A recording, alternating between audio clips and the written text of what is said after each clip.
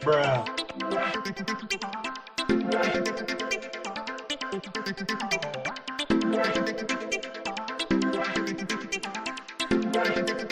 Oh my God.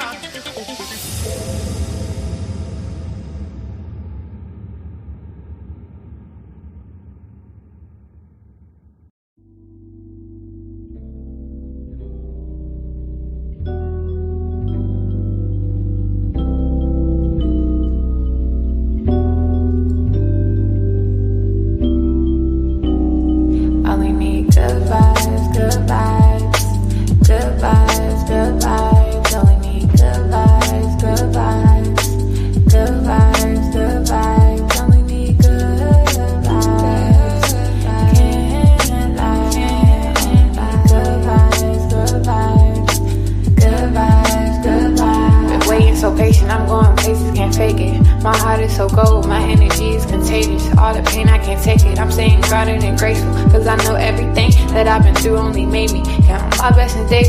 Yeah, they've been acting shady, but I don't take it personal. The memories fading, I'm enjoying the moment. I've been smelling the roses, taking time to reflect, stepping back, the truth unfolding, unfolding.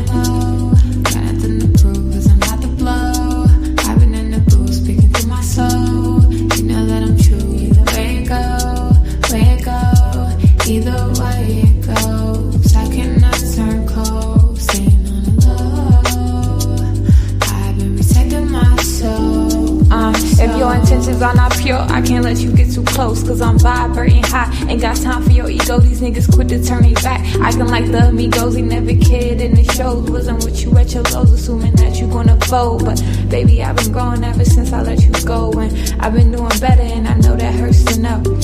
Hurts to know.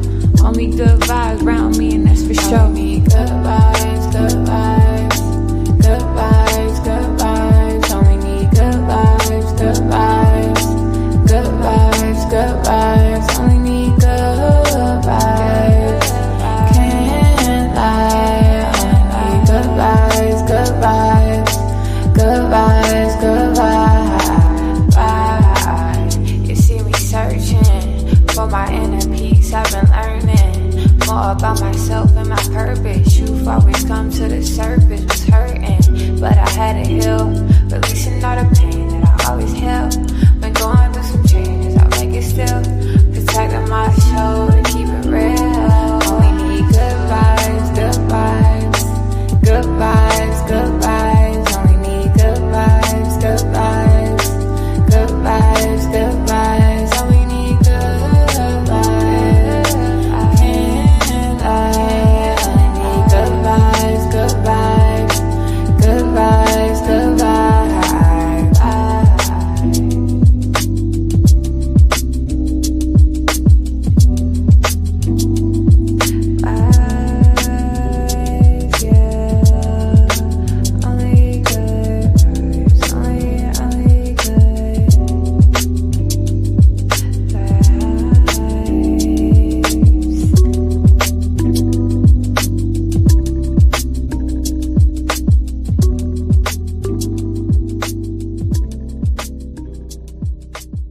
One more time. Let's do it one more time. Hold on.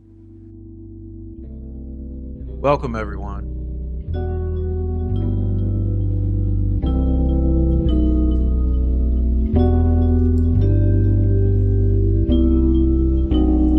Only need good vibes, good vibes. Good vibes, good vibes. Only need good vibes, good vibes. Good vibes, good vibes. Only need good vibes. Can't lie. Good vibes, good vibes. Good vibes, good vibes. Been waiting so patient, I'm going places, can't fake it. My heart is so cold, my energy is contagious. All the pain, I can't take it. I'm staying grounded and graceful, cause I know everything that I've been through only made me. Count my blessings daily, yeah, they been acting shady, but I don't take it personal, the memories fading. I'm enjoying the moment, I've been smelling the roses, taking time to reflect, stepping back, the truth unfolding, unfolding. It's not productive. It's kind of gross and icky. And I feel like it tells us more about them than the people they're trying to degrade. They're always trying to degrade someone.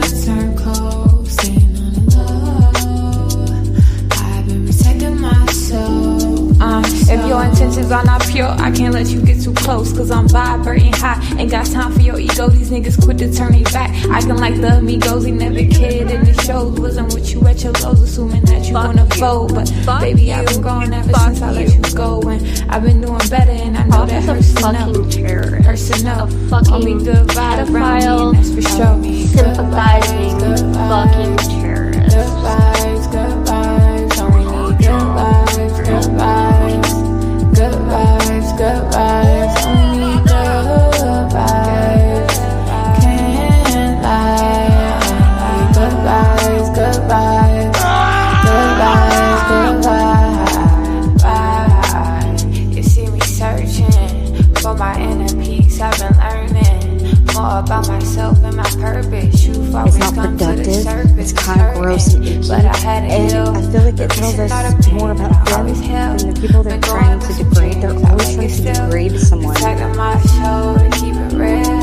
Only need good vibes, good vibes. PROF is a Good fucking vibes, terrorist. good A vibes. fucking Only need good pedophile, vibes, good vibes. sympathizing fucking terrorist. Only need good vibes. Can't lie. Only need good vibes, good vibes. Good vibes, good vibes.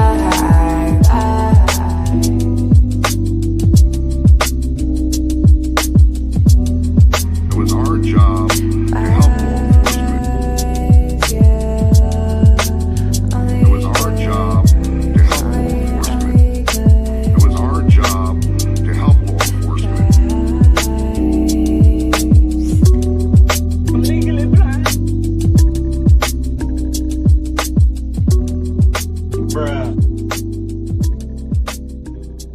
All right. Thanks everybody for putting up with that, and welcome in, and hopefully that got your mood right. Okay, welcome on in. Tonight's Friday.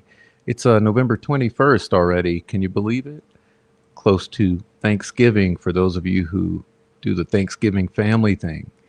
And I want to welcome everyone in. Who knows? And a shout out to Aya the Light for allowing us to use her beautiful song. And I do appreciate that. And wow, there's just so much going on in the world and in life and everything. And and I thought tonight we're going to talk about some of that. And then we're going to wrap up our Jerry Holman and the Truth series with part number 4, which is the fourth part in our series where we've been going through this deposition, which is alarming, especially those of you who are concerned about the sex, child, and drug trafficking that seems to plague this case and likely others. And I got a couple things to share with you along the way. There's been a lot going on, and there's a lot going on with me, and I know many of you, and so I wish peace for all of you, even the most hateful ones among you. Okay, the most hateful ones among you, the haters.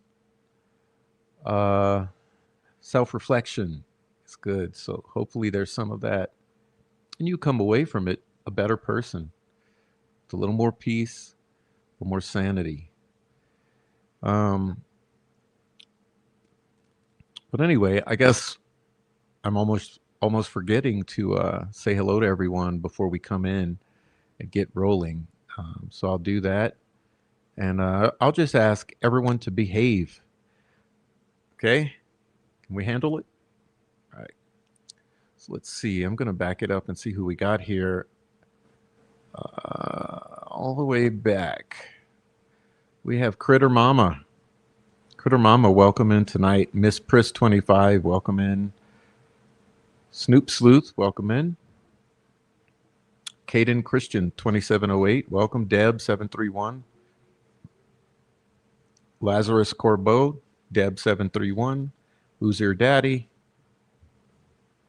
Lisa. Heavy Metal Rehab.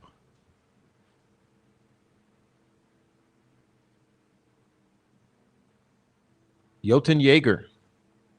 Who's your daddy 11? Did I say that already? I don't know. I'll welcome you twice. Who's there? It's good to see you. Rotting Jules, welcome in. Happy Friday to everyone. Let's see. Siren Cindy. Pinky in the Brain. Dina 6079.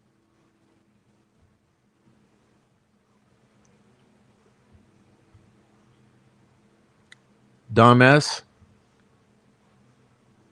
Hey, why is it showing everyone's handle and not their username? What's up with that tonight? Okay, so TFLTWD, Kelly Lou Brown, Oleg Cat, Jamie Boyd, Carla Ann,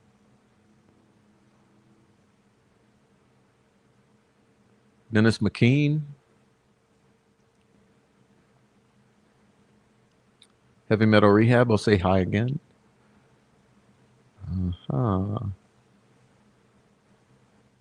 Snoop Sleuth,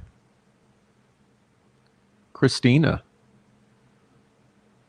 Who else we got in here? Brenda Mays, welcome. Chronic Cherry. Who else we got here? Well, hell, I can't make it through all of these handles. Becky B33.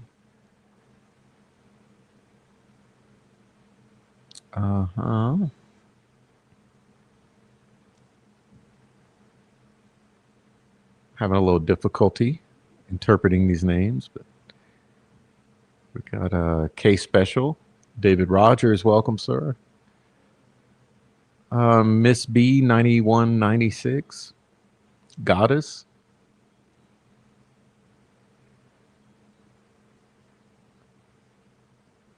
Okay. 26 Dead Zombies, dude. Nicole Watt. Okay, who else have I missed? Well, if I miss you, apologies, and welcome to Criminal Network. What's up? Greetings. Good to see you. Tammy Martin. All right, so looks like we got most people. If I missed you, apologize. Let me know I missed you, and I'll be glad to say hi to you personally. So yeah.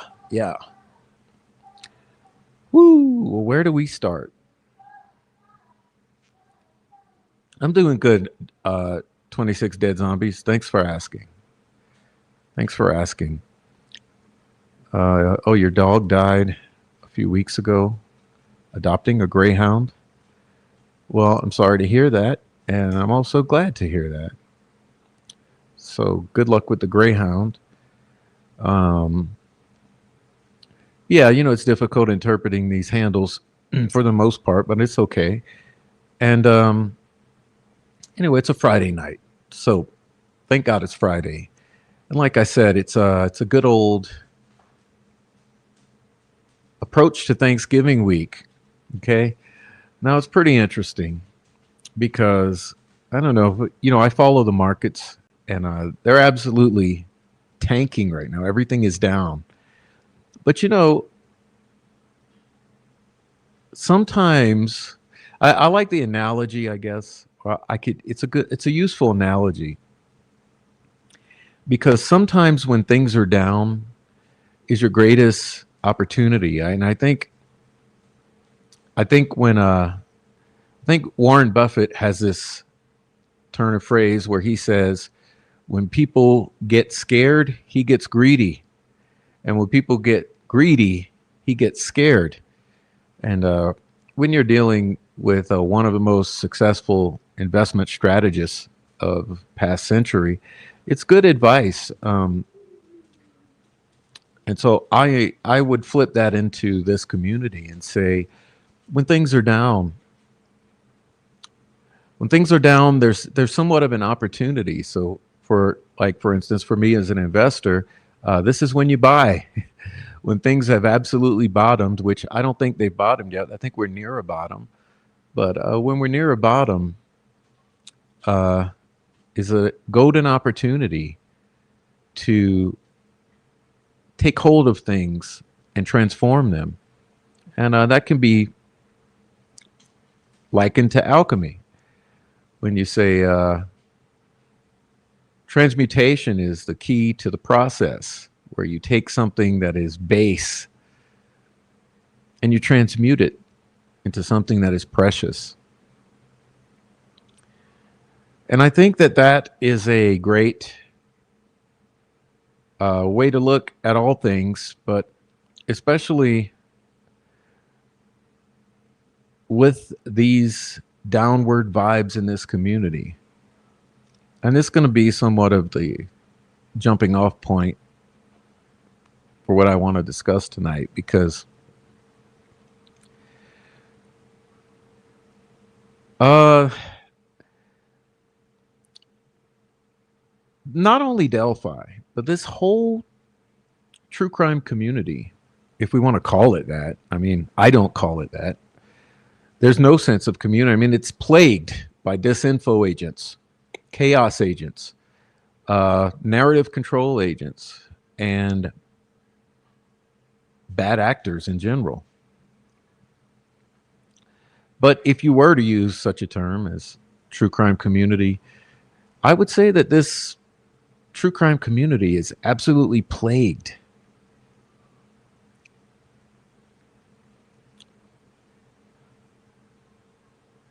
with bad energy. This whole thing right now, it's very akin to what's going on in the financial markets. It's absolutely rock bottom.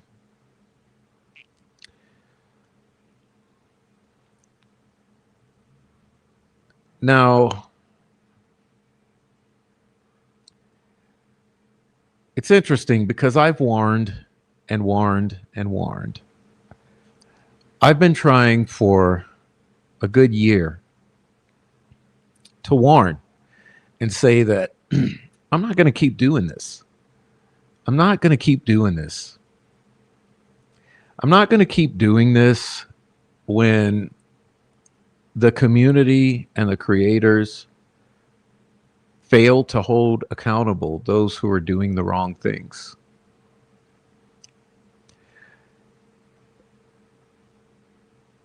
And I mean that. And I ask you to look around because Delphi, since we're here to discuss Delphi tonight, I'd like to discuss Delphi, or in terms of Delphi. Take a look, right? Take a look around at Delphi. For those of you who know, who've been here long enough or have observed for long enough, take a look at Delphi. Because the first thing you will see, if you know, and if you look back, Delphi is plagued with this disease whereby all the best creators and all the most truth-telling creators go away.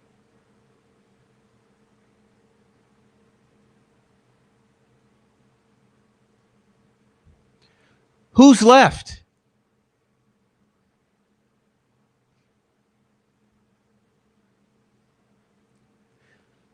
And you might say, oh, they go away because they're threatened. Yeah, well, that's part of it.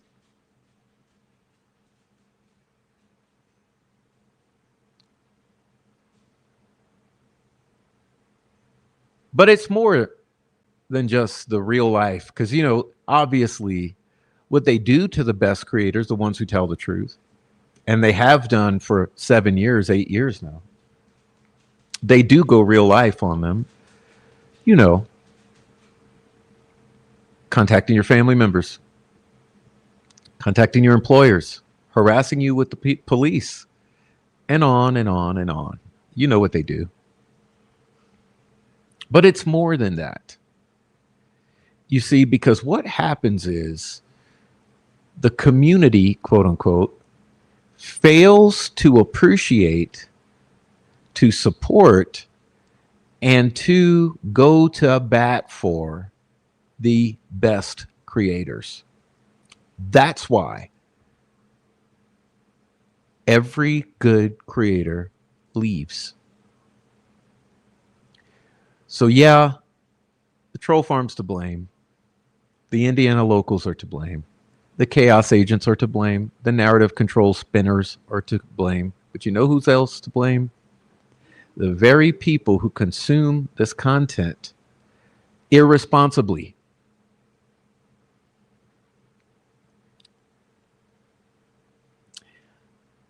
And I told someone the other day, this case is gross.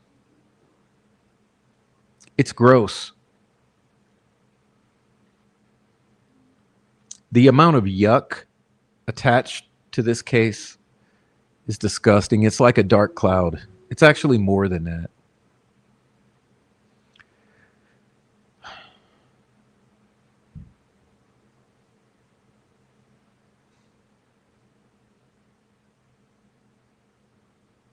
I would say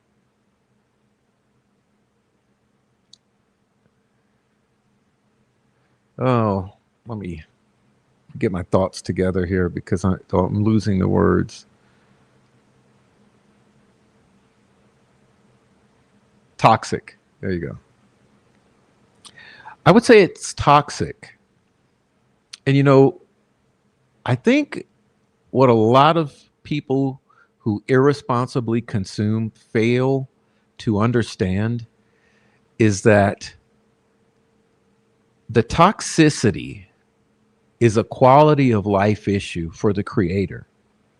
because you take someone who had a good quality of life, who had the best intentions, and you saturate them with enough toxicity that their entire vibration tanks, like the stock market, right? And how many people can survive in that environment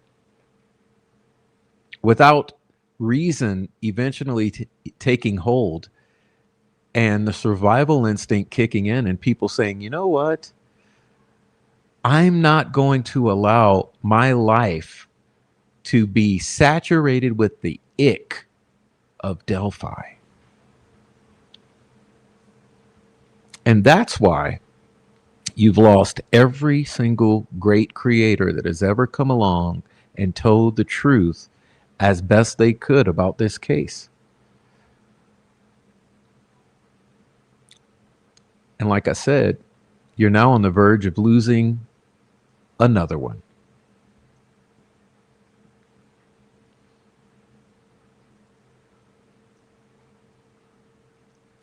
And see, when I came into this, it's been 3 years ago. I didn't come into this for Richard Allen. I didn't come into this for YouTube clout. Came into this for two reasons. Abby and Libby. Because I thought they're not here to speak for themselves. No one seems to care about them, not even their own families.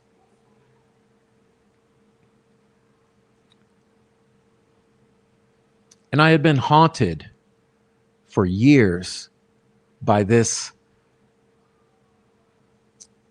thing that I won't reveal so that the bad actors can't use it to try to curse me with it. But there was something for years that spiritually impressed itself upon me over and over and over again, hundreds and hundreds of times. It would not let me go. That caused me to care about Abby and Libby, which is how I came into this in the first place. Because it was before we knew anything about Richard Allen or anything about that PCA or anything about what was going to become trial or anything about Odinism or any of the bullshit. And the deeper I got into this case, I realized there were problems. And I mean active here online. I realized that this case was plagued by people with bad intentions operating on the internet. And of course, it started with the Indiana local meth head maniacs.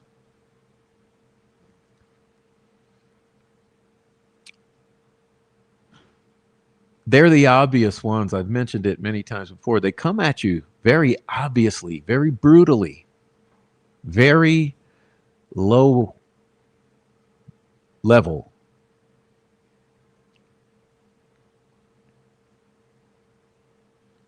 And then in time, you know, they always let you know it's about the family. This is why we're doing this to you. And then it started to transition where I realized there were occult undertones and overtones to these people. And I said, wow, they're practicing some sort of magic with a K.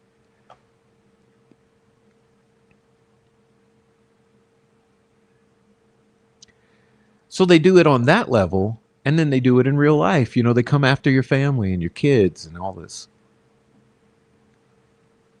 And then I started to see that there were hackers involved.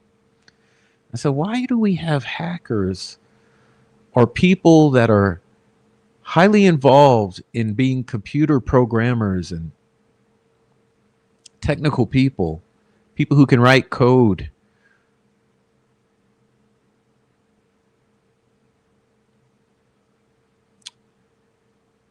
And as it grew, I started to see, oh, there's sex extortionists, if you want to call them that. They're women.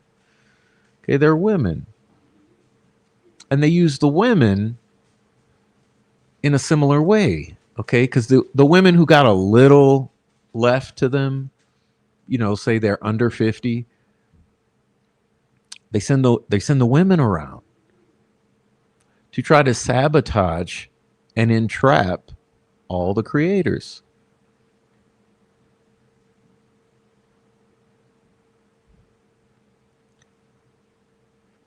So I thought, wow, it's something here. We got kind of younger women. I mean, if 40-year-olds are young,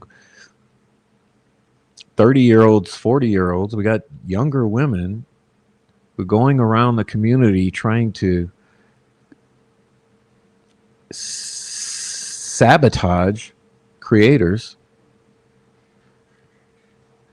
We got computer programmers. Okay, so that's the women, okay? And then all the guys tend to be computer programmers, a large number of them. And like I said, then you got the local gangsters. Most of them ride motorcycles, they sling meth, they smoke it. They're like the street team for the state police, I would assume.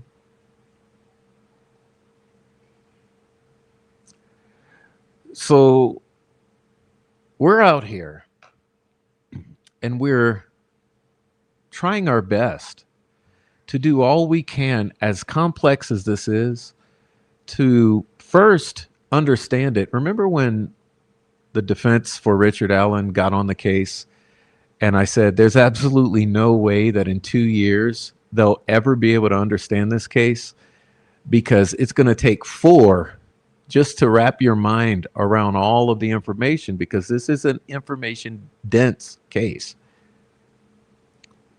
And I said that. And sure enough, like, obviously the defense's heads were so far up their asses, they were actually back out of their heads again. Yeah, they were pretzeled because they had absolutely no clue what the fuck was going on. Pardon the language. I'm trying not to.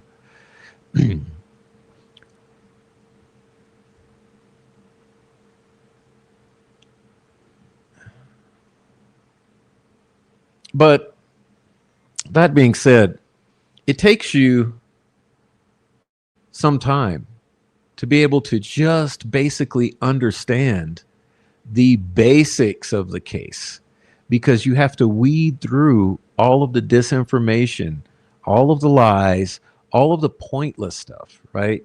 So just to get your bearings in this case, years, because you have to go through it all. Remember, no one can tell you, no one can give you the shortcut.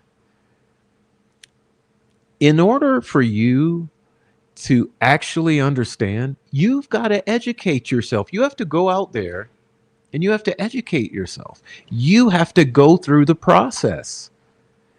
You have to consume all that disinformation, and you have to figure out that it is, and then you have to cast it aside.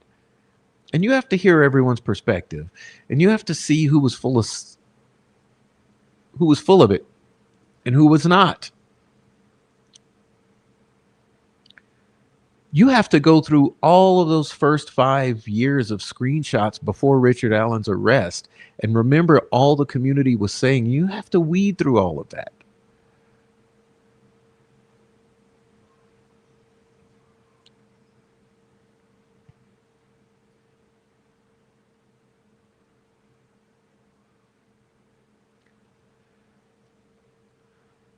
So it's a time-intensive undertaking to get into this case and to go through the education process of this case of going through you have to get into the weeds and go through those weeds. And it's a labyrinthian process, and you'll end up on a lot of dead ends. You'll circle back onto yourself, and then you'll come out on one side and go back in on the other, and you'll hear from all of these people who will get in your ear, and all of these people try to get in your ear and implant these things to lead you astray, because that's why they're here. And you would never think it. You would never fucking pardon. See, I can't control the language, but you would never think it. You would never think that people are here solely to lead you astray.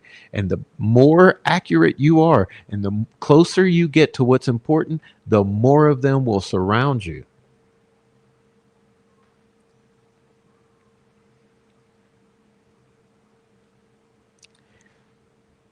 And that's been the difficulty, because, you have to go out there and get all those thousands of screenshots of the entire Delphi community in the early years confessing to this crime in different ways and telling what they knew.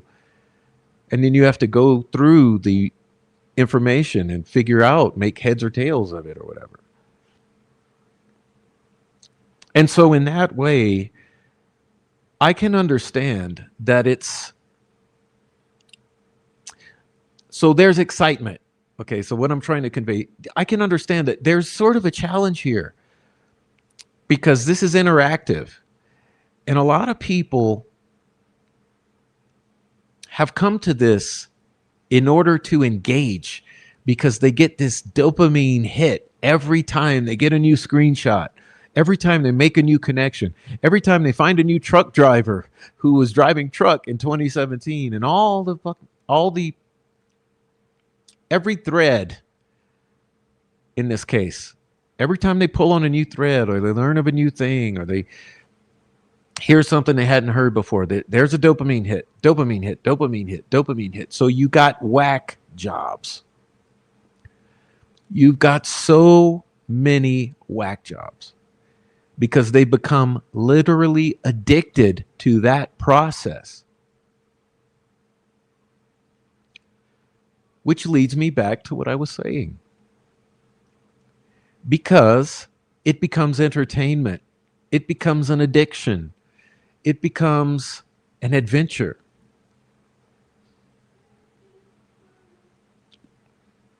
They go real life on you. And they do these weird social things. They do like this thing like we'll follow PROF for 2 years, and then he'll say something we don't like, and then we'll turn on him, and then we'll make him the demon of Delphi and try to destroy him then, and go run his name all through the streets of YouTube. And no matter how hard you work as a creator, how good of a job you do, there will be some who will never see it or appreciate it or value it. Which is why I come back to this thing of you holding people accountable.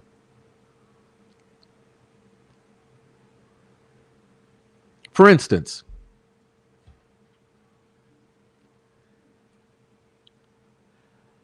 how many of you have gone out and reported the videos of people going real life on us, going after our families?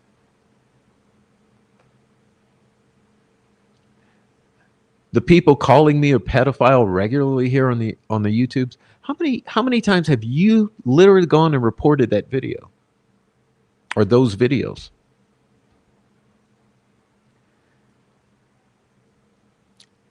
When they're on Twitter, X, saying all of the vile, misleading, and just gross things.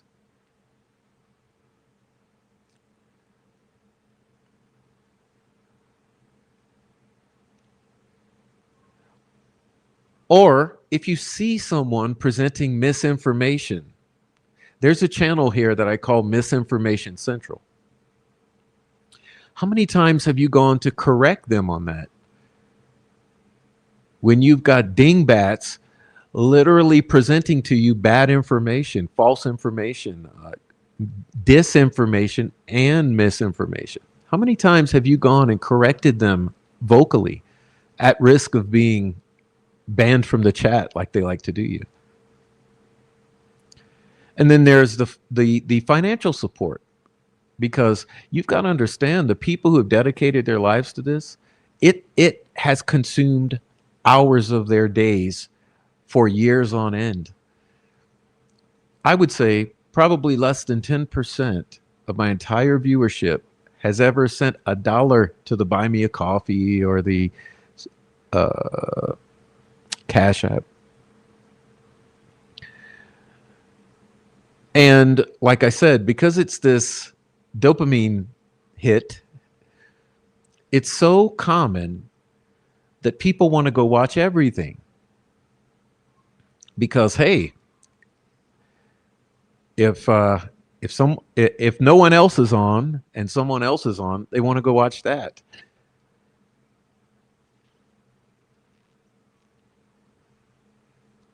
And then I've called your attention before to this concept of the three monkeys, right? There are people who don't want to see the things that are being shown to them that are true. They don't want to talk about it, and they don't want to hear it. And I call that the three monkeys: see no evil, speak no evil, hear no evil.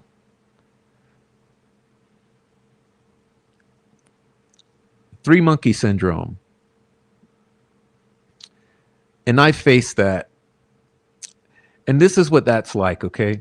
This is when I come to you and I absolutely tell you the absolute truth, even when it's inconvenient, even when I know it's going to hurt me, or when I know it's going to result in people leaving my channel and people going talk about me and being mad and trying to dox. And even when I know it's to my own detriment, I'll tell the truth. And there are people who, when you do that, they do the three monkey syndrome. They will say, you need to stop saying that. You need to stop doing that. You're losing it. And I've had so many of those. So many of those. And I'm using myself as an example of what I'm talking about with this community, with the best creators. Because don't you know, if those people, when I came and told the truth and showed the truth, and I said, this is what's going on, this is what's happening, this is true, this is false, this is who's lying, this is telling the truth, this is the receipt, and da da da da da. When I've done that, I've had people come to me and say those things. Don't say that. You're losing it. You're losing. You need help. Because they didn't want to hear those truths. Now, don't you know they probably also did it to those other creators who've been run off? Because it's a pattern. So you got to think, oh, so you mean when this other one who was a great creator, when he told the truth, he probably got the same response.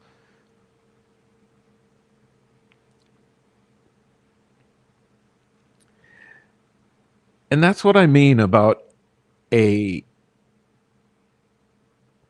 comprehensively or overall toxic environment, because people make it personal, people make it about themselves, people want to control the narrative, people want to shame people for telling them things that they don't want to hear.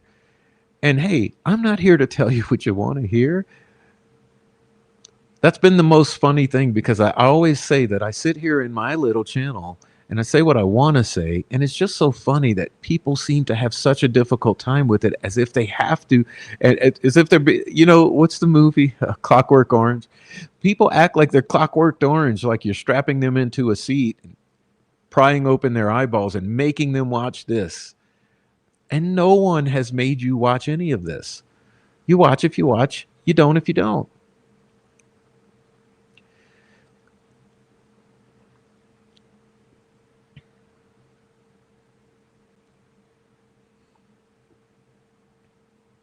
And it's interesting because I have tried my hardest to be accepting of all,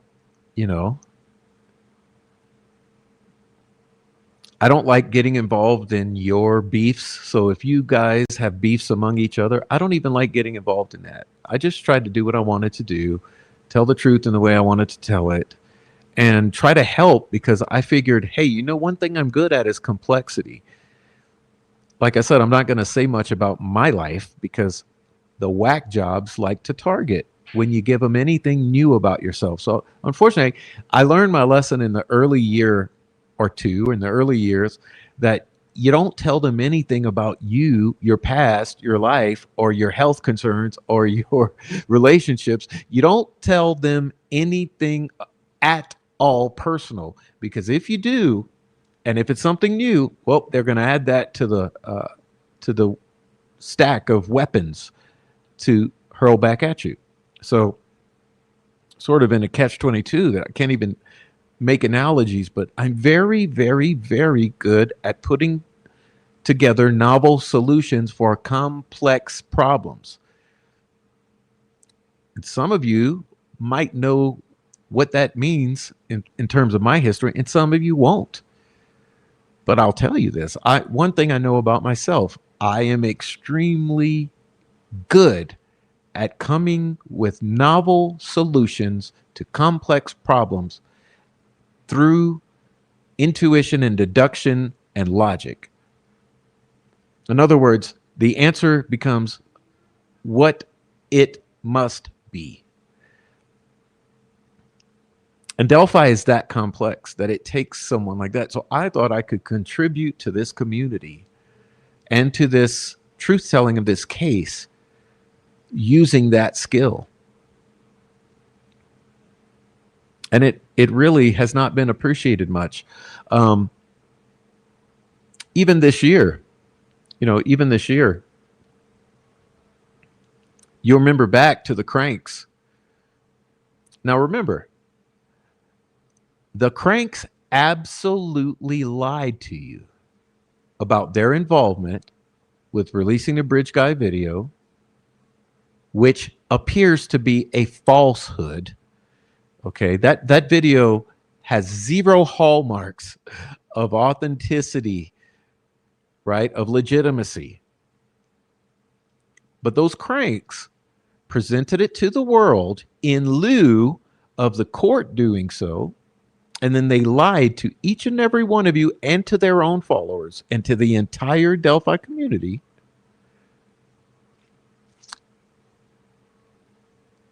And I ensured that I came out and I told you the truth because I felt it was worth the truth being told, because that was an important thing to tell the truth about. Like think about this. You're talking about the Delphi murders, right? Don't you think that the Bridge Guy video, which no one had seen that until March 12th of this year. Don't you think that that would be the most important thing to tell the truth about of anything in this case? They didn't tell you the truth. I came and I told the truth because I felt it was something important to tell the truth about.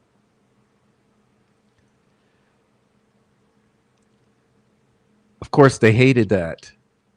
And they reluctantly somewhat acknowledged some involvement in it, still not telling the full story. Those cranks have still not given you the whole story about that video.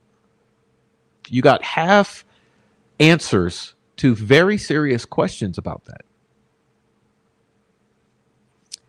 And they got away with it because they're still out here pretending to be about the truth about the Delphi murders, but really all they want to talk about is Rick Allen. That's their only cause. Oh, and politics. Okay, so yeah, they want you to follow their politics, and they want you to say free Rick Allen, and that's the only thing that's. Sorry, my nose is running a bit. Just a moment.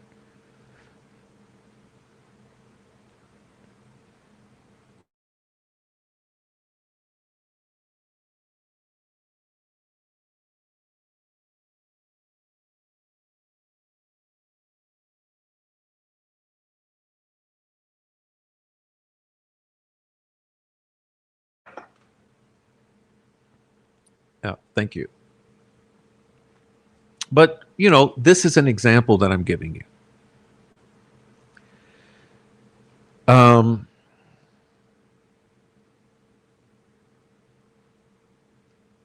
And you saw what ensued as a result of that, right? You saw what ensued.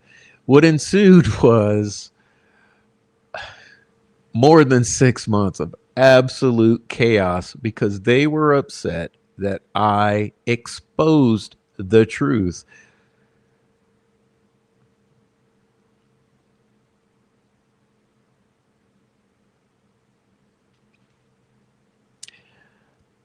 And then they lied about trying to wrestle away control of Rick Allen from his wife, Kathy Allen. They lied about that. They absolutely wanted to do that, and they lied about it. And I also told the truth about that. Question: have you ever heard Kathy Allen issue a statement out here? Okay, here's a litmus test. Look out here for the statements that she issued that backed me up.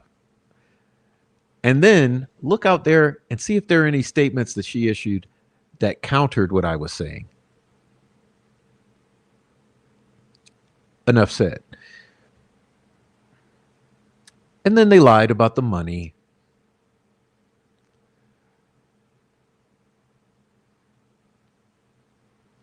And then not only that, then they started going after Adrian, Christina, who else? Oh, Lil, Amy G with Daisy Ask channel. Now, question. Why would they feel it necessary to go after Amy G, Christina, and Adrian? What would be the point of that?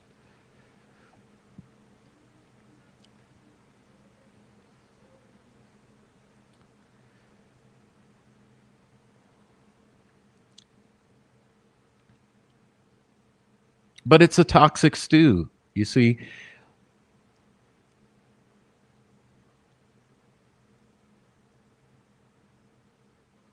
In this case, I mean, I hate to say it, and it truly grieves me to say it.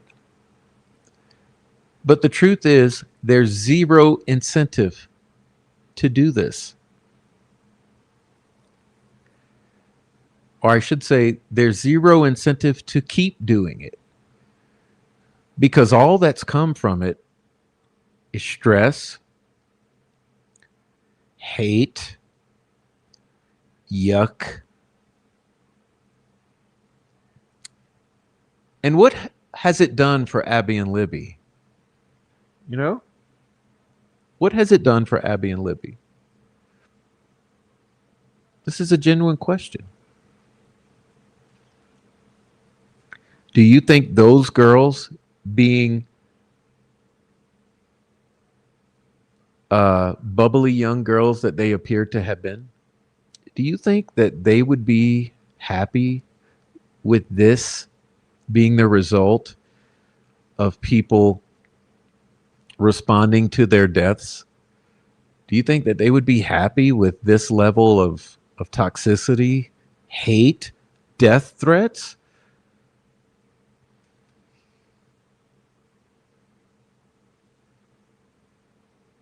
I have a hard time seeing it because when I look at videos and photos of them,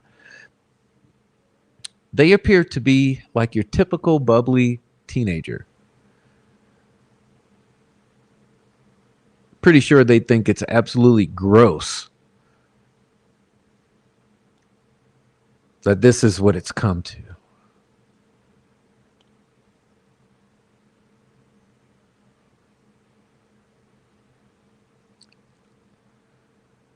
And, you know, somewhat in the vein of what Christina, Adrian, myself, and others have said, is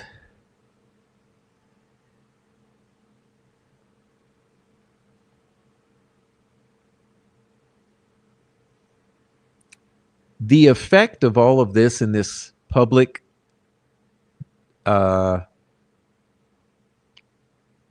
dialogue is basically no different than the effect of what the colluders or the corrupt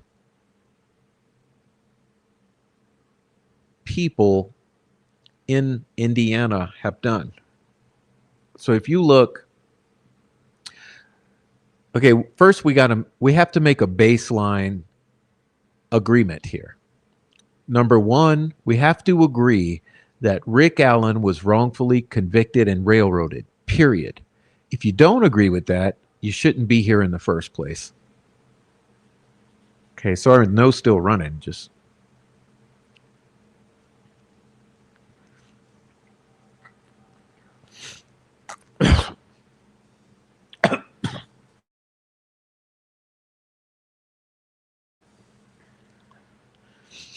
Okay. The point being made that the effect of all of this toxicity is no different than what the state has done to those victims, Abby and Libby, in the wrongful conviction and railroading of Richard Allen. It's a total disrespect to their memory. It's a disservice to the community.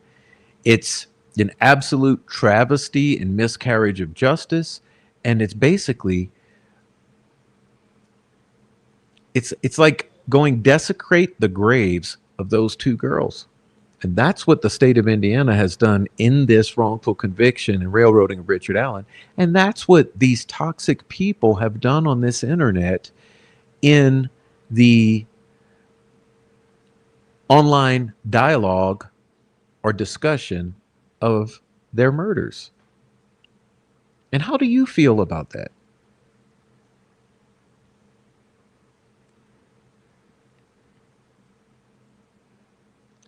How do you feel that every single good-hearted person who stepped foot into this arena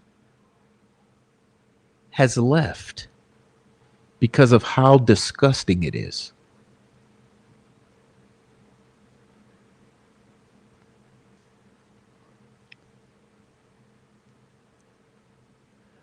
The list is a long one.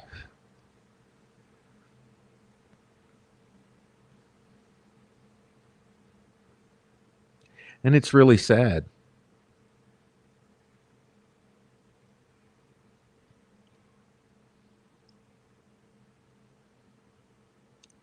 Because people come here with good intentions and they try their hardest. They have good hearts. And they just can't take it anymore. So they go. Because it ruins lives. You've all seen that for yourself.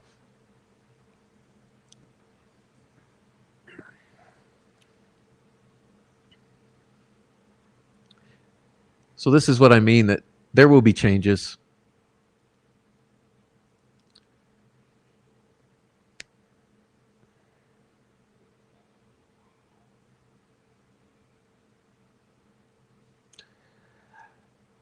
At the most basic level, I mean, this is not worth doing anymore in this way.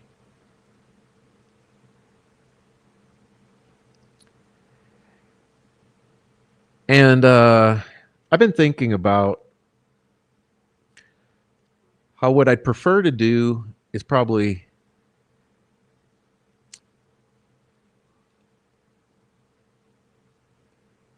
other things. But I do think about this. Since everyone seems to be really butthurt about the Discord that I shut down, I said, hey, I have an idea. I'm going to reopen that Discord.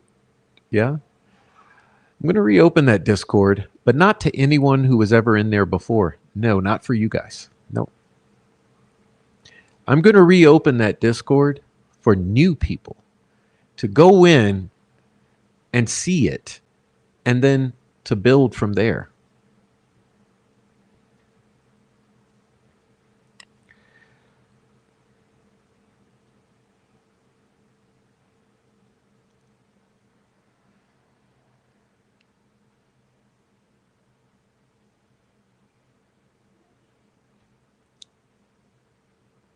I see we have a chaos agent.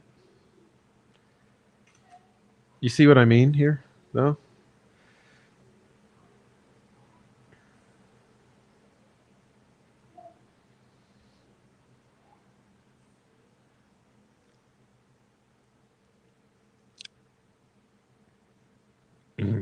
um,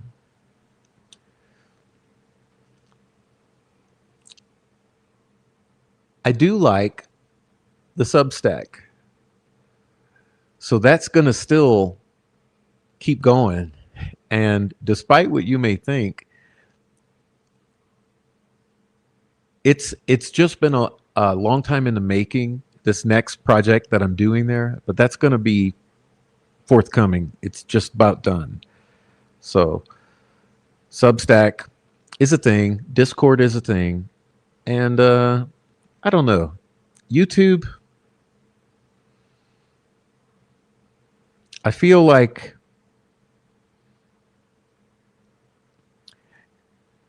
it's like this. You don't know what you have until it's gone. And so I would say enjoy it while it lasts. And there's no point in being here in YouTube much longer. There's no reward. There's only heartache. It's not accomplishing anything because whether you like it or not, Richard Allen has been railroaded. He's got a legal process underway. Who knows what's going to happen as a result of that legal process? Who knows how trustworthy that entire process is? I mean, do you really trust the appeals attorneys? I mean, we know this, okay? Side note. This case is also plagued by lawyers. There are lawyers who you don't even know are operating in this case behind the scenes, who we've identified. Do you know that? There are so many lawyers interfering in this case for the wrong reasons.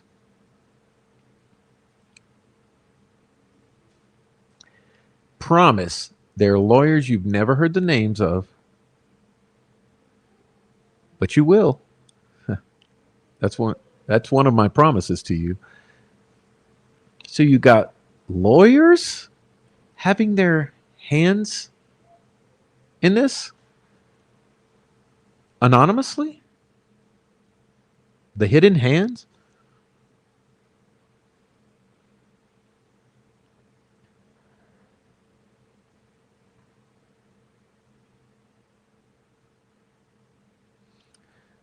And like I said, how much do you really trust the appellate attorneys? And let's just say we do trust him. Let's say he's granted another trial. How much do you trust that his next trial won't be as fixed as this past one? Come on, you're all smart out there. None of you are stupid. Well, some of the hate watchers. But I mean, those of you with common sense, right? Think about this. How likely do you think it is that the next trial he gets is going to be a fair trial without a finger on the balance? Listen, man, we know this trial last year was fixed. Okay. How do you know it was fixed? Well, first of all, it was insured. You know, first of all, defense rested early, prematurely, didn't they? That was kind of odd. Right. The judge didn't allow in any discussion of evidence that was potentially exculpatory and highly concerning, some of which we're going to discuss tonight when we get into the presentation. Prosecutor was colluding with YouTubers out here to sabotage. You had Reese Davis, who was sending very vital information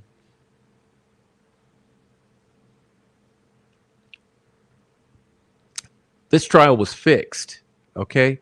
Then you had a jury from the same county as the judge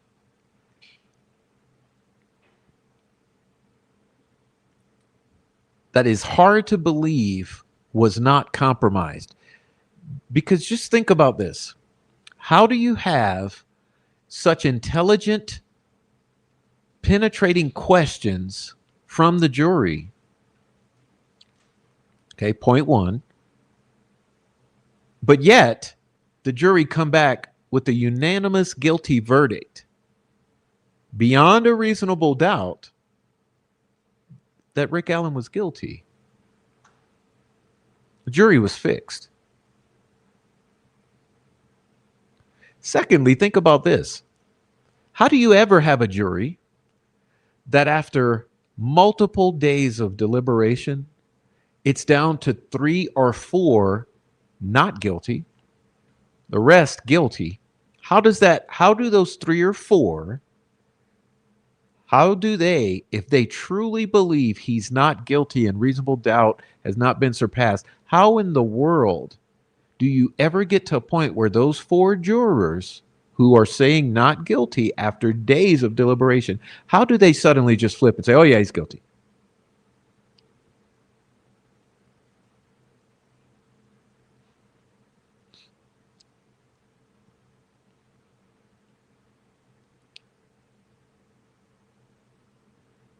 Okay, defense was compromised. The prosecutors were compromised. The YouTubers were compromised. And the jurors were compromised. It's a fixed trial. How confident are you that the next one won't be fixed if the appeals team is even worth their salt and make it happen? Now, I'm not trying to spread pessimism here because I'm not a pessimist. I'm an optimist by nature.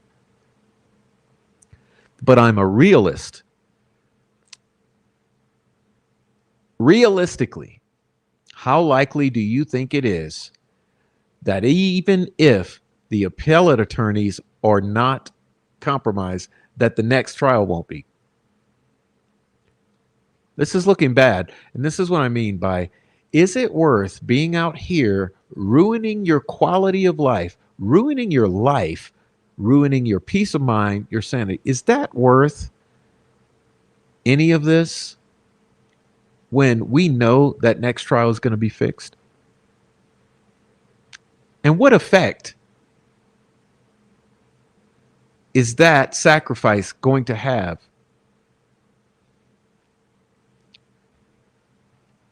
I told someone earlier today, when I came into this, you might remember that I first called my show Let's Talk Delphi. Who remembers it?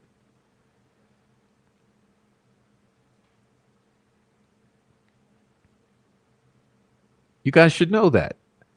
I called my show Let's Talk Delphi. Well, there's a reason I did that. Because I started this for one purpose only, for an open dialogue about Delphi, where I thought we could come here on the internet and we could have an open dialogue with the chat and the viewers, the channel members. We could have an open dialogue because I truly do feel that dialogue is a beneficial thing. I truly adhere to that as a philosophy.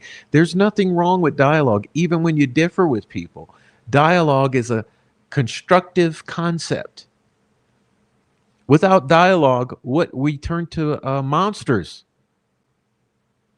to savages, to brutal warfare.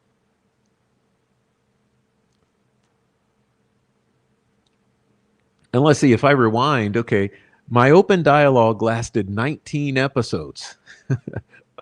You know, as long as I was talking about the level of the water in the creek, and I was talking about the exit strategy for Bridge Guy, and I was talking about, well, the photoshopping of the Abbey on the bridge, and I was talking about this and that, and I was talking about all the things that people like to nitpick and obsess over with the Delphi murders, and I was talking about Kyle Smith and this and this, and you know, that was open dialogue, right? With show number 19, I said, Becky, Kelsey, you haven't told enough of the truth. You need to tell more of the story and tell more of the truth, everything you know.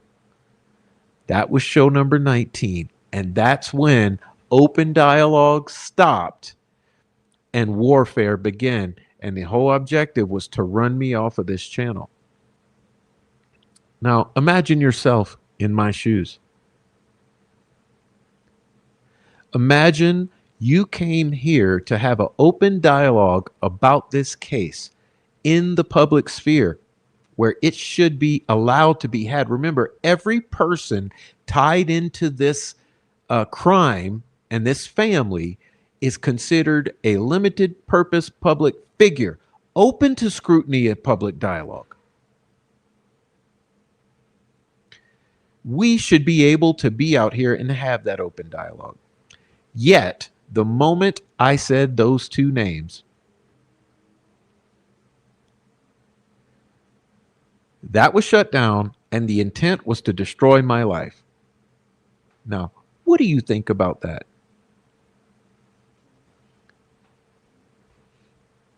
As a matter of fact, it hasn't stopped. Let me pull up a thing or two. Let's see if I can do this. I'm sorry, this is on the fly, but I'll see if I can pull up a couple of things.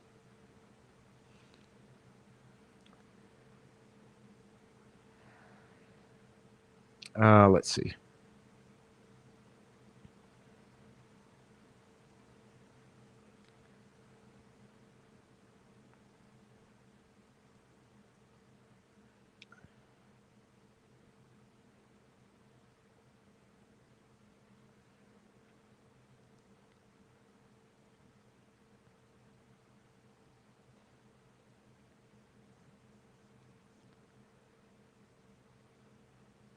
Remember this?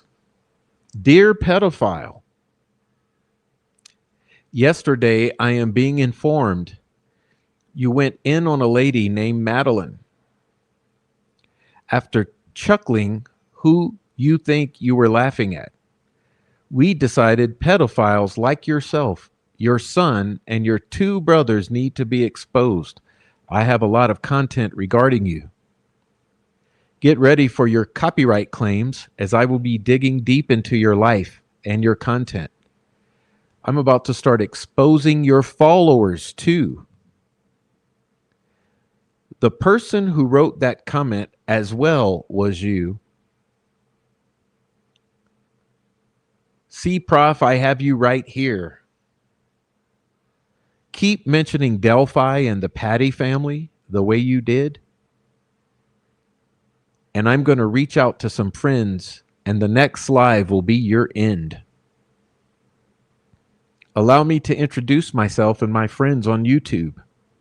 We are people who take down true crime grifters. You stated yesterday how much time you put into preparing your lives. Takes me minutes to an hour, and I actually have content. Don't worry. It will all be over soon with your psychotic laugh. I'd say you're on the verge of a breakdown. May the devil be burning your murdered brother, the dirty knots.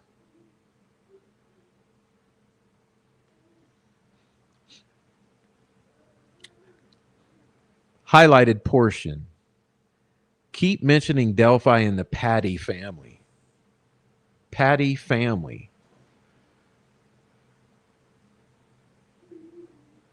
Okay. Well, I got another one. Hold on. Let me grab it.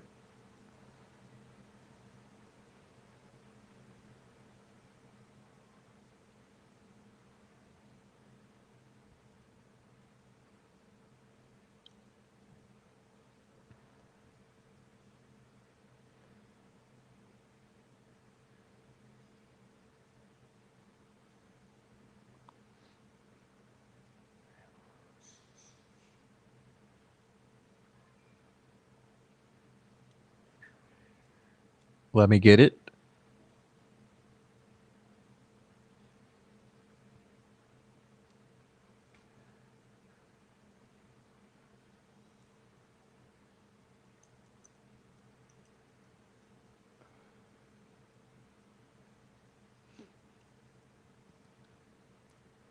Here's one from the Madeline he was referencing. And hey, this is just from less than a week ago. Listen to this one. This is Madeline. Wouldn't a true hater be someone who slanders and harasses the grandparents of a murdered child? It follows that the people who call you out on such disgusting antisocial behavior would be, I don't know, rational adults.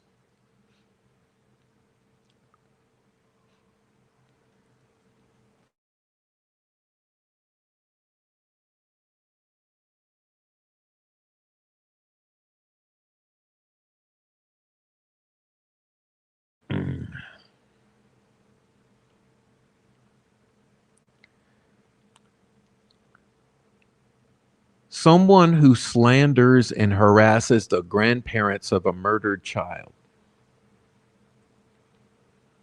That would be the Patties. So why is it always the Patties that are at the center of this?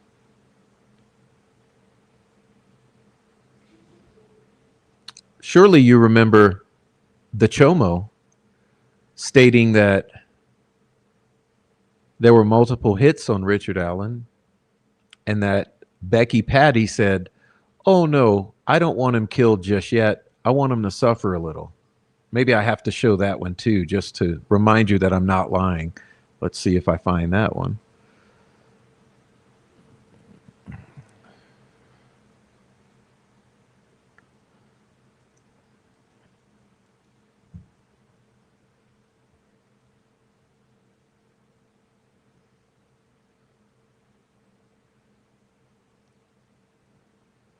Whoops.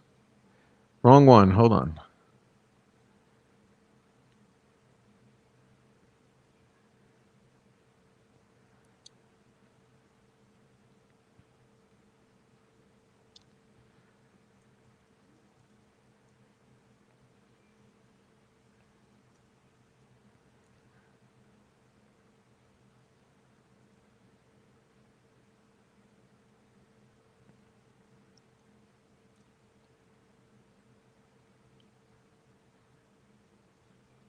I'll read it to you. Let's read it.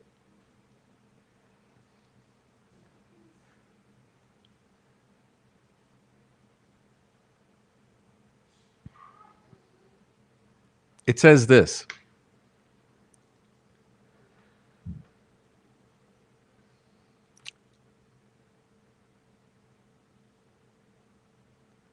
I told Becky about Noe making claims that I did alive and said that Becky had hired me to get Richard Allen killed. I about blew a gasket and she just started laughing, you know. And she said, I understood what you said, but she said, I don't want him killed just yet. I want him to suffer a little while.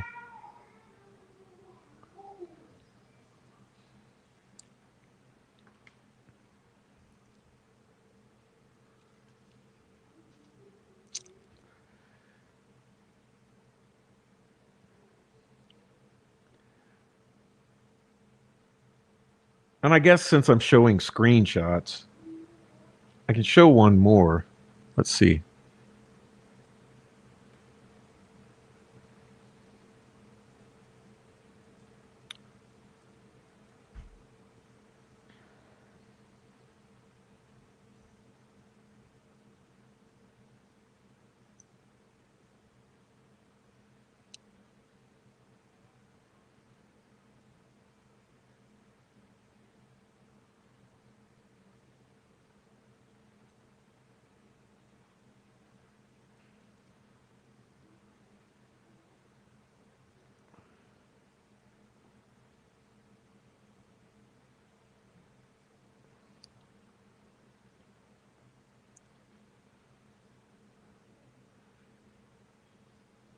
It makes no effing sense. These people, and I used to listen and donate to Prof. But when stuff started going sideways because of jealousy issues, made me realize that him and his followers literally have nothing better to do than use Rick's suffering for their own gain. One thing I've learned throughout the years is those who accuse and point fingers and scream the loudest are the ones who are really effed up. They are the ones people need to watch out for, and I'm so sick of it. I don't understand this effing nutty, oh hey, what's her bucket at all. I literally had a whole conversation about why I don't understand her point in making the video of Ange and Sleuthie, because she has take. The S out of context, literally, and her send back to me was, she is so sorry, I can't trust my people. Biatch, wow. Then she understood what I was saying and apologized, but she still can't understand she is taking what other people say out of context. Like, when did it become about the creators? They preach over there, this is the best for Rick, and everyone else is scamming or using S for clout. And Lord forbid you tell them they are wrong, R-O-N-G. It's sickening. They are twisted and effed in the head. And they are literally using, and this is all caps, this case as a way to gain followers who in themselves are lost AF and have no idea but to follow. I say F that. Stand true to you and stand for what you believe. If you don't like what people have to say, don't listen. But it's so sad they tend to pick on the ones who have literally spent all their energy trying to preserve the S the state try to hide. All eyes, you're literally the best thing that has happened to this case, and I am grateful. Please don't waste your time and energy on those who don't deserve it.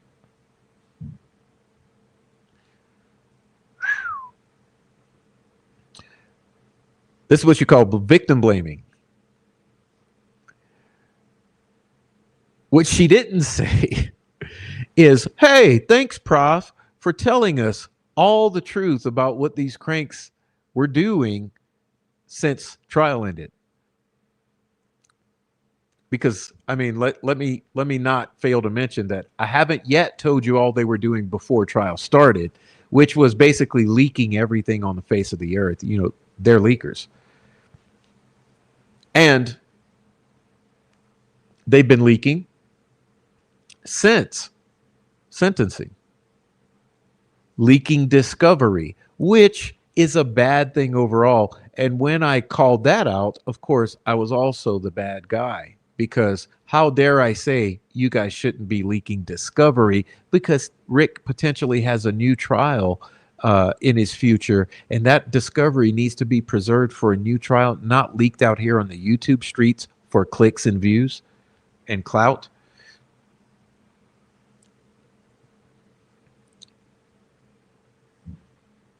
But this is what I mean by the thankless task of coming and addressing this case on the internet. You get it from both sides, okay? You get it from the Patty protectors. You get it from the free Ricky Bays. Why?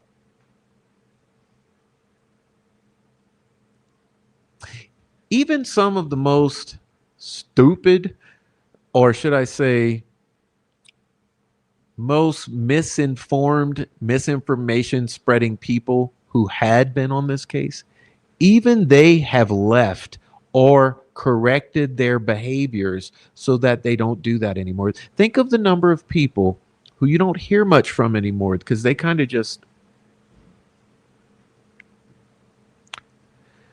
even though they should be the ones more likely to put a target on my back and come after me because they still probably think Rick Allen's guilty or involved, you would think they would be the ones targeting us the most. So why is it the cranks and the troll farm?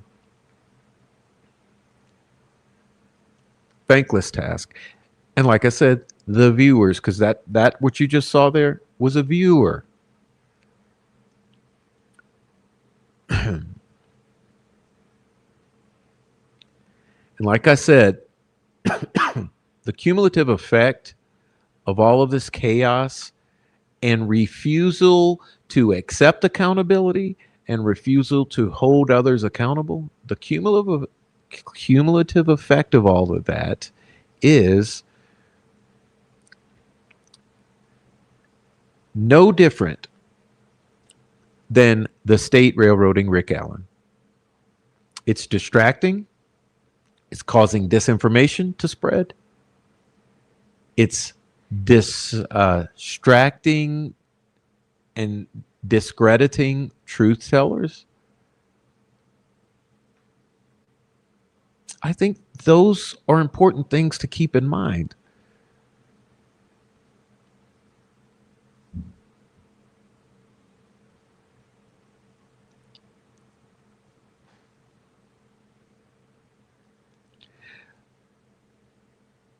And I do believe that this entire viewing community, that means all of you out there, you should have all held those prosecution shills accountable. 2-3 years ago, when they were threatening to kill me regularly, when they were going after my murdered brother, my living brother, and my son's family, all of you should have gone and condemned all of them. This entire community should have been condemning that hate. Same with the cranks. When I came and I showed that the cranks were lying and refusing to stand up behind their actions, you should have gone and condemned that behavior. So I'm just trying to understand the response and how, when I called out those troll farm and the shit they were doing, why was it always, Prof, don't get into the drama. Don't spread the drama. You blame me for responding to death threats and doxing. And it's the same with the cranks. Prof, you're losing it. You leave those sweet girls alone. Da, da, da, da. Yeah, the sweet girls who are lying to you. Again, blame me for responding to absolute in-your-face lies and deception. And that's the problem here that I'm trying to convey to you. This community has an addiction. It's irresponsible. And it's basically treating these murders of 2 kids as entertainment, or, like I said, a dopamine hit, because it's an engaging task to kind of collect all the screenshots that have been floating around for 8 years and try to figure something out.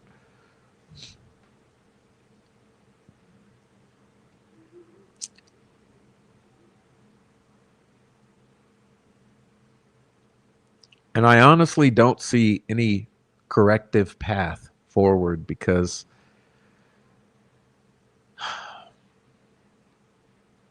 I don't think there's no fixing this.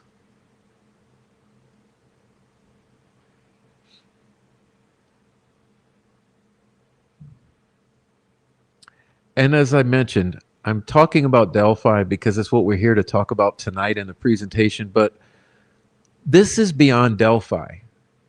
This is entire genre related. This is all encompassing when it comes to true crime. True crime is plagued by this same thing: disinfo agents, chaos agents, doxing, weaponization of copyright strikes, weaponization of privacy claims, weaponization of law enforcement, weaponization of the court system.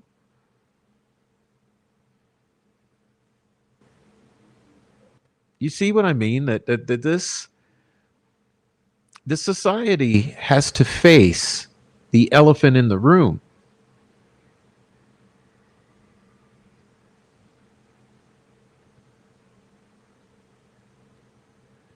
This internet is a new thing. Okay, it's the new media. I've said before, this is your mainstream media now.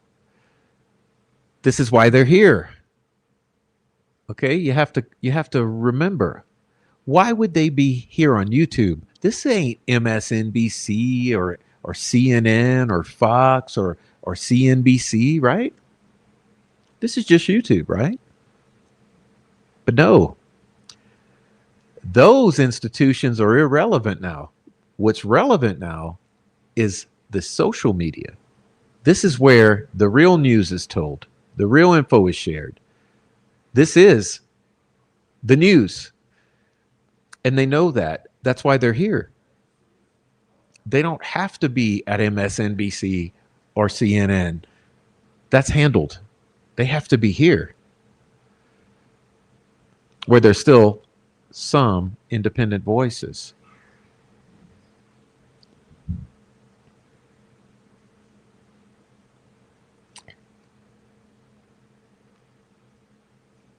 And it's funny because for the past 2 years, I've noticed a pattern, which is that some of these most hateful Delphi creators, they would adhere to certain other cases that I felt were related.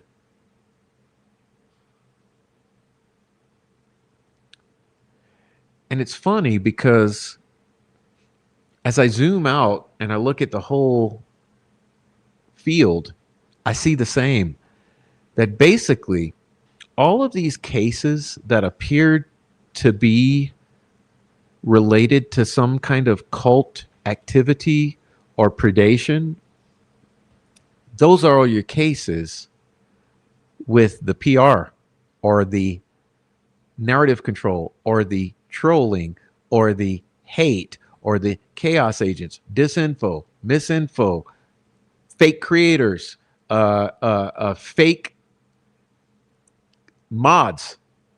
You see? So they've got their tentacles deeply wrapped around YouTube.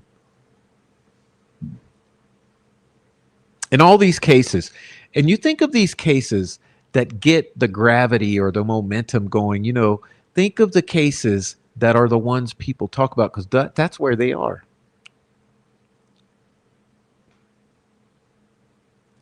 It literally brings me to tears just about. I mean, it's just hard to not come to tears. Because why are they? You know, a lot of these are kid murders.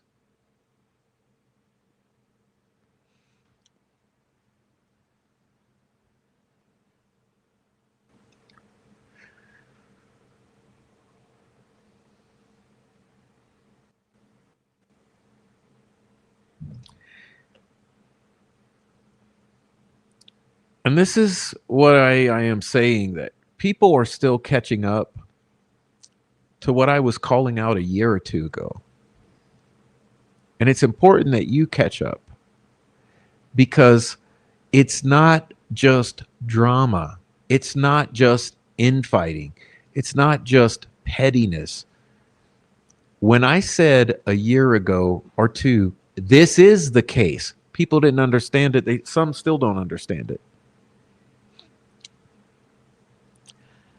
This topic is the topic. It's your elephant in the room. The particulars of each individual case don't matter as much, because the elephant in the room is this large contingent that's operating on social media to control the narrative around all these child murders for the most part.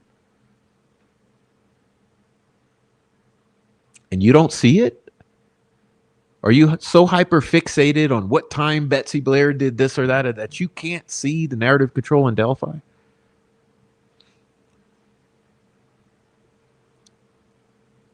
Or any other of these cases you're doing? Are you so hyper fixated on this little detail and that you can't see the bad actors in those communities?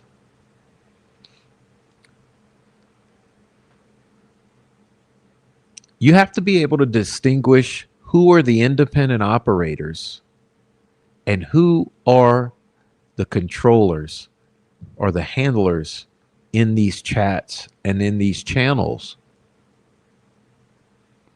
And I know it's hard to do because so many of you haven't been here in the hot seat to have your survival instinct kick in to enable you to open your eyes and see it. And that's the cognitive dissonance, because until you are the target of these campaigns, it's really hard to crack your eyes open and see it, because you just want to be entertained. You just want to learn another little detail of what you didn't know before about this crime and the theory. So you're fishing for minute details that you can add to your collection of details so you might one day solve the crime. And you got creators out here telling you exactly what is going on. But until you're able to see it or get yourself in the hot seat and experience it for yourself, you won't be able to understand it, because like I said, it's an education. You have to get educated.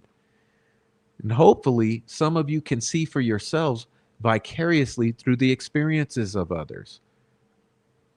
Why would you have people out here constantly screaming about this if it wasn't happening? Especially when there's been receipts.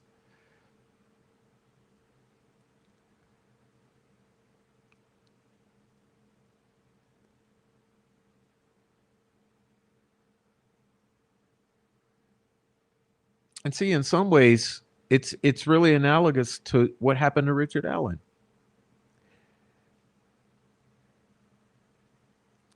You know, everyone in the entire circle colluded together to take him down.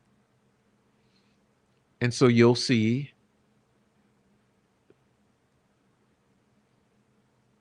a reflection of that in his community when you see all these various parties who appear to be separate, all working together to take down certain voices, the independent voices. And like I said, this was supposed to be a forum for a dialogue. I never cared who thought what. I just thought, as long as we're nice together, we can all get along and discuss and dialogue. You'll remember my first 100 shows. I sat here. You guys remember this guy, Frenchie, 6290? Frenchie, 6290 used to come in. We'd have all kind of good talks about the case before everything fell apart. You know, it was a dialogue for a while until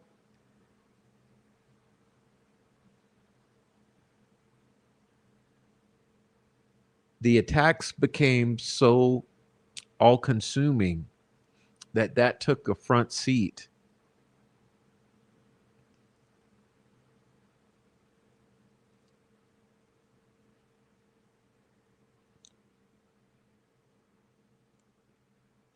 And I've always said, even those 2 or 3 years ago, I said, these people are either paid or otherwise incentivized to do this on this case. And people didn't understand what I was saying back then, but I still mean it, and I still feel it. They are either paid or otherwise incentivized. What would that mean? Well, there's all kind of incentive, isn't there? There's a plethora of incentives. Depending on the person, everyone can be incentivized in different ways. But my theory still sticks. These people are either paid or they're otherwise incentivized. And that's who you see out here doing the harm. And we're tired of it. And I think if you guys truly feel that you deserve to have YouTubers covering this Delphi case, you need to make the change. There's only one of me. There's 5,000 of you.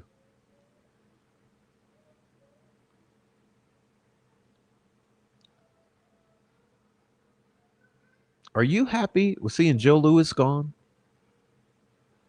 or Rixnay or Julia or Clutch or Rodholt or I don't know, fill in the blank. How many creators do you have to see leave Delphi before this entire community turns the table over like Jesus in the tabernacle and says, enough?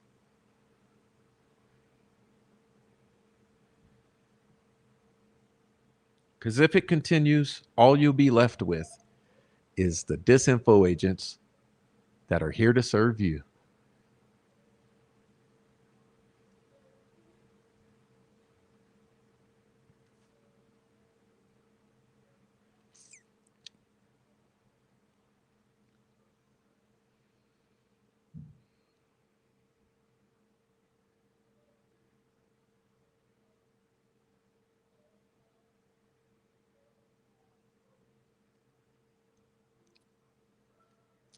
So I guess, I don't know. I'm saying there needs to be a call to action.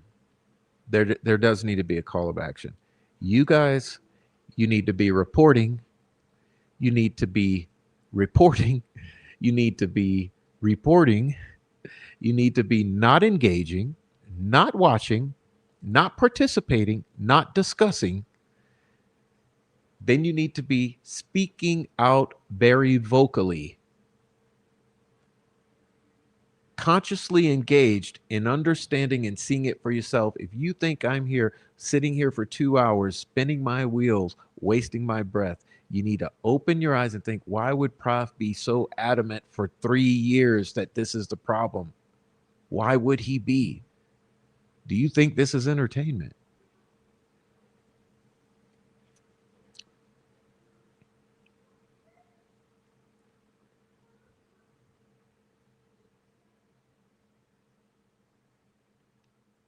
Life is so much more than wasting it up to your neck in a swamp of toxicity, swamp gas, troll turds, and confusion. There's no wonder that people leave, that people don't want to be here. And then you get people who you trusted turn on you, abandon you, condemn you.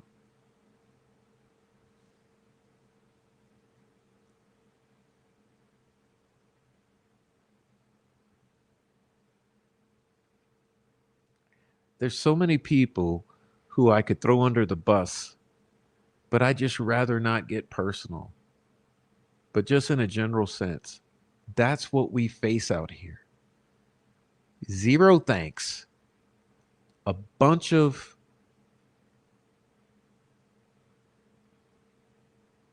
betrayal and a toxic stew.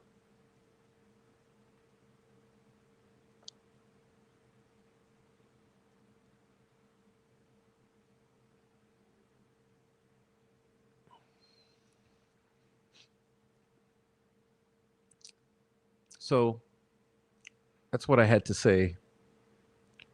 And I'm going to take a 5-second break to go grab some chocolate, get it in there, and then pull up a transcript so that we can finish Delphi, Jerry, and the Truth Part 4, because I'm ready to get this over with. There is another thing or two that I'm going to do in the next week or two that I do feel I want to do. But for tonight, that's what we're doing. So give me a break here. I'll be right back. Give me a break.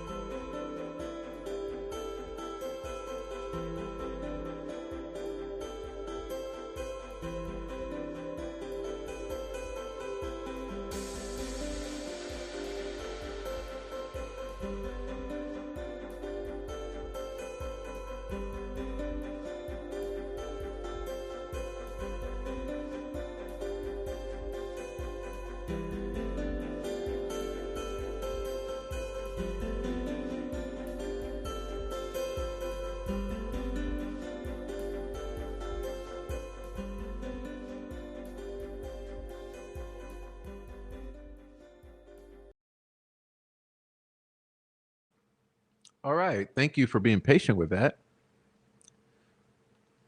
So we're going to get into part two. We're going to pick up where we left off with Jerry Holman.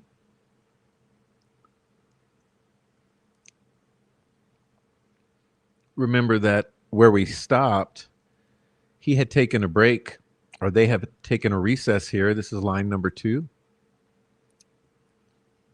And now it's going to get into a couple of things. So you guys know that I'm not a big fan of the Odin theory in the way that it's been dumbed down and presented by the defense. I think they did a poor job of presenting it. Probably tip of the iceberg is the way I would say it. I think there's some aspects to it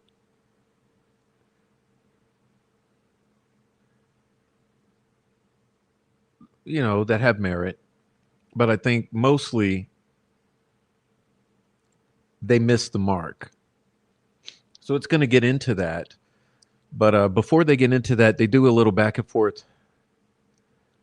So let's get started and we'll see what's happening. So this says, Mr. Razi questions. Let me revisit a couple of things. Let's talk about Muddy Bloody Guy. Do you know what I'm talking about? I do. So my recollection, just so we can set the table here, is that Sarah Carbaugh saw this guy that she described as being muddy and bloody, right? You generally agree with that? Yes. And that this particular person was first seen somewhere between the Mears farm and the cemetery, I think. Yes. Is what I kind of gather from talking to people. With regard to that experience that Sarah Carbaugh had, was there ever any surveillance video that reflected or corroborated, is probably a better word, what she said she saw? Video, no. The only thing we have, her phone data. She was in the area at the time she said she was, and she's the only one that saw the person. And that person must have went, you mean gone? Must have went behind the Hoosier Harvest store if he was walking that way, because we do not have him on camera going that way. Is that what you're asking?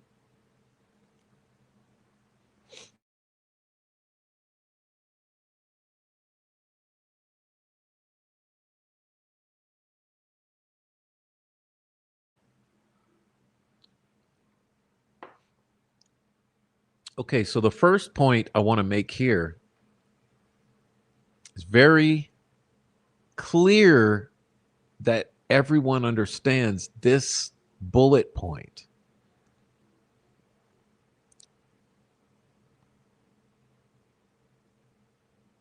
What do they have?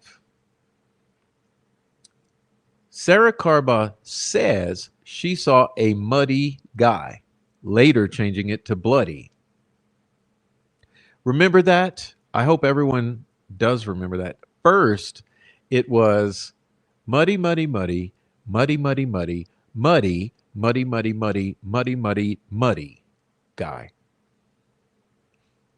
Later, she suddenly changes that to bloody, bloody, bloody, bloody, bloody, bloody, bloody, bloody, bloody, bloody, bloody, bloody, bloody guy. So it's never muddy and bloody, right? First it's muddy, muddy, and then later it's, oh no, bloody, bloody. But the important point here, because I'm kind of going on a tangent, for me, the important bullet point in this story here is zero appearance of this guy on the video from the surveillance cameras at that building, which must mean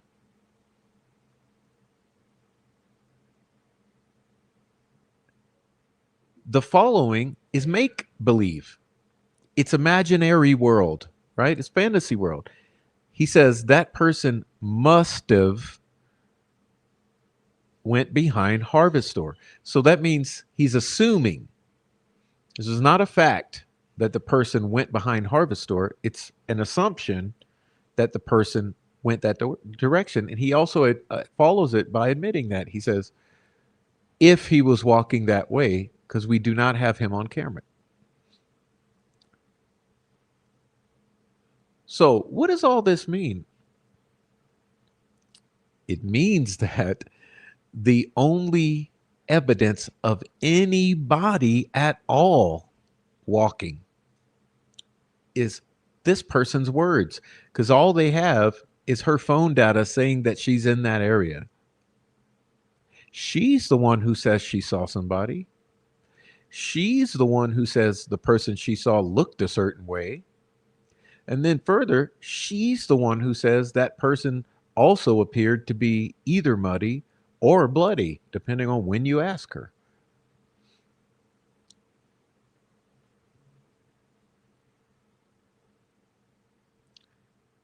So isn't that pretty weak? Isn't that pretty thin? So you're telling me there's no proof that guy even exists whatsoever? Like, we're over here like a bunch of idiots. Okay, just think about it. The entire Delphi community sitting here like a bunch of idiots, constantly discussing, oh, muddy bloody guy, muddy bloody guy, muddy bloody guy, muddy bloody guy, as if it's a real deal. It's a thing. Did no one stop to say, hold on, is this a creation in her mind? At best?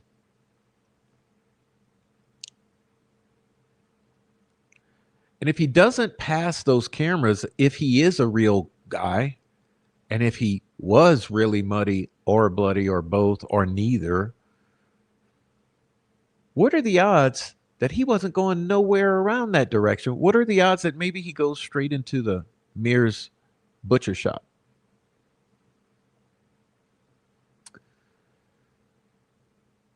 It's literally a nothing burger. It should have never been allowed. It doesn't exist. It only exists in her mind. And look, let me remind you how she behaved at trial. I hope everyone remembers that, because remember, in this case, you cannot forget a single detail. Remember how this woman behaved at trial. Maniacal. Or some would say she had a bad attitude. Or others would call her bloodlusty. So you're taking this maniacal, bad attitude, bloodlusty person and taking what she says as truth, that there really was a guy, he really was walking, and he really was full of blood and or mud. I mean, for me, this totally discredits anything about it. It should, like I said, should have never been allowed, should have never even been discussed. It didn't happen. She's the only one. She could be making it up. She could just be berserk, bazonkers. Whoops. But let's continue. So you're talking about north, where there's many options, obviously, but she sees him walking. I don't know what direction that is. From the cemetery towards Mears, according to her. So we're assuming he's going that way. That's the witness's statement. Now listen, why does he use that term, witness's statement? Remember when I said before, it's my opinion, that all he was interested in at all was establishing the proper paperwork. Remember how obsessively he focused on the building of probable cause using paperwork? So this is the way he frames it this way, is because they're building this entire scenario as if it's fact, based solely on, drum roll, witness statement. That's why he uses that phrase, you see. So we're assuming he's going that way. That's the witness's statement. And then he furthers that, and we know she was there because we have phone data, as if her phone data is the proof that she saw what she said she saw.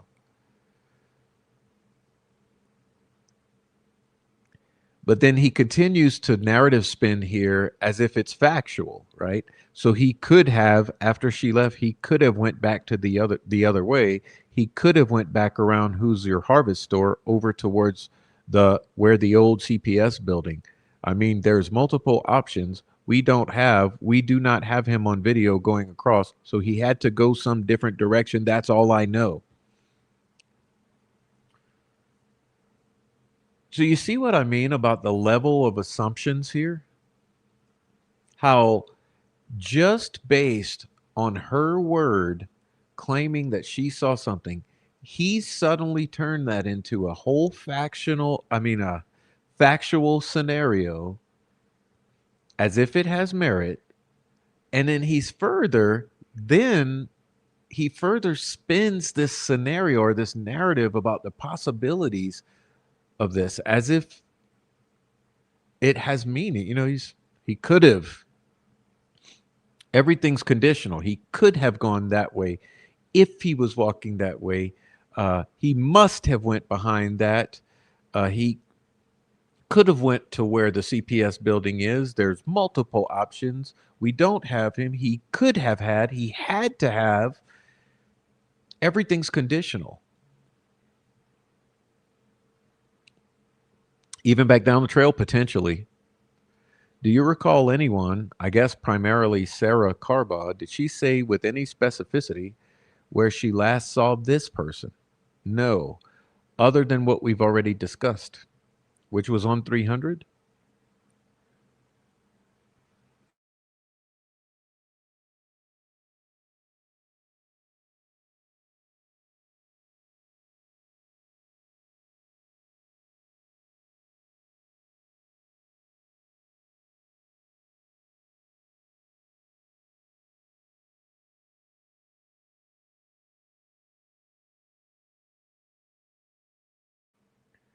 Sorry, everyone. Those are the sneezes. I muted it for your ears' benefit, though. Okay, so back to this. Are you aware of any eyewitness testimony that said or established that that person was anywhere else other than 300? No. In the cemetery, in the woods, behind the barn, down the road, in a driveway, anything like that. And listen to this leap of logic. On the bridge. So see, think about this. They are discussing the Sarah Carbaugh character. Okay? The question asked is, are you aware of any eyewitness testimony that said or established that that person, in other words, the Sarah Carbaugh person, was anywhere else other than on 300? In the cemetery, in the woods, behind a barn, down the road, in a driveway, anything. And his answer is only on the bridge. Does no one see how that's illogical? Because now he's suddenly making that person that she claims she saw on the 300, when Razi is asking specifically that person at that time, other than on 300, was he seen anywhere else? Holman jumps and says, only on the bridge, line 14.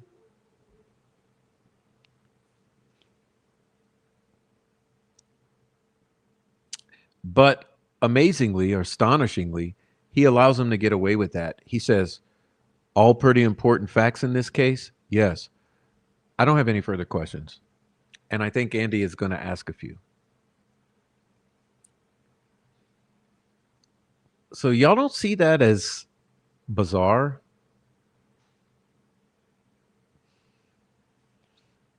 Rozzy doesn't call out that whole only on the bridge thing.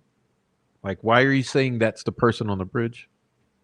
Or he didn't even say, I didn't ask you about the person on the bridge. I asked you about the person on 300.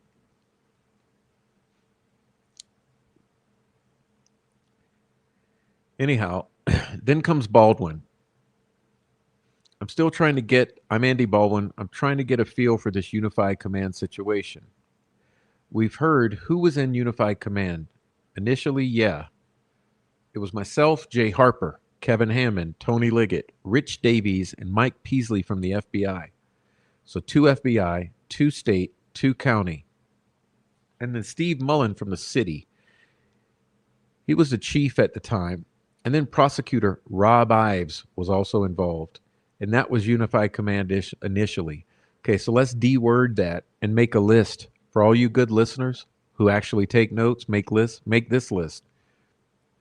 Jerry Holman, Jay Harper, Kevin Hammond, Tony Liggett, Rich Davies, Mike Peasley, Steve Mullen, Robert Ives. That's your list. That's your first version of unified command. Then he says, if you can tell me kind of how it morphed into or what it morphed into over time. Sure, Rich Davies and Mike Peasley. Obviously, Rich retired from the FBI. Mike Peasley was transferred to Washington, D.C. or Virginia or something like that. So in other words, the 2 FBI left. Kevin Hammond retired. That left Tony Liggett, me, Jay Harper, Steve Mullen, and then we added Dave Vito, and Prosecutor McClellan took over shortly after Rob Ives left, and that was unified command. So let's do list number 2. List number 2. Jerry Holman, Tony Liggett, Jay Harper, Steve Mullen, David Vito, Nick McClellan.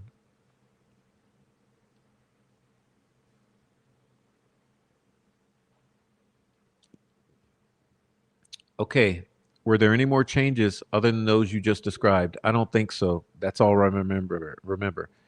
Is unified command still in existence? Yes. So that last crew that you said, that's the group that are involved in unified command?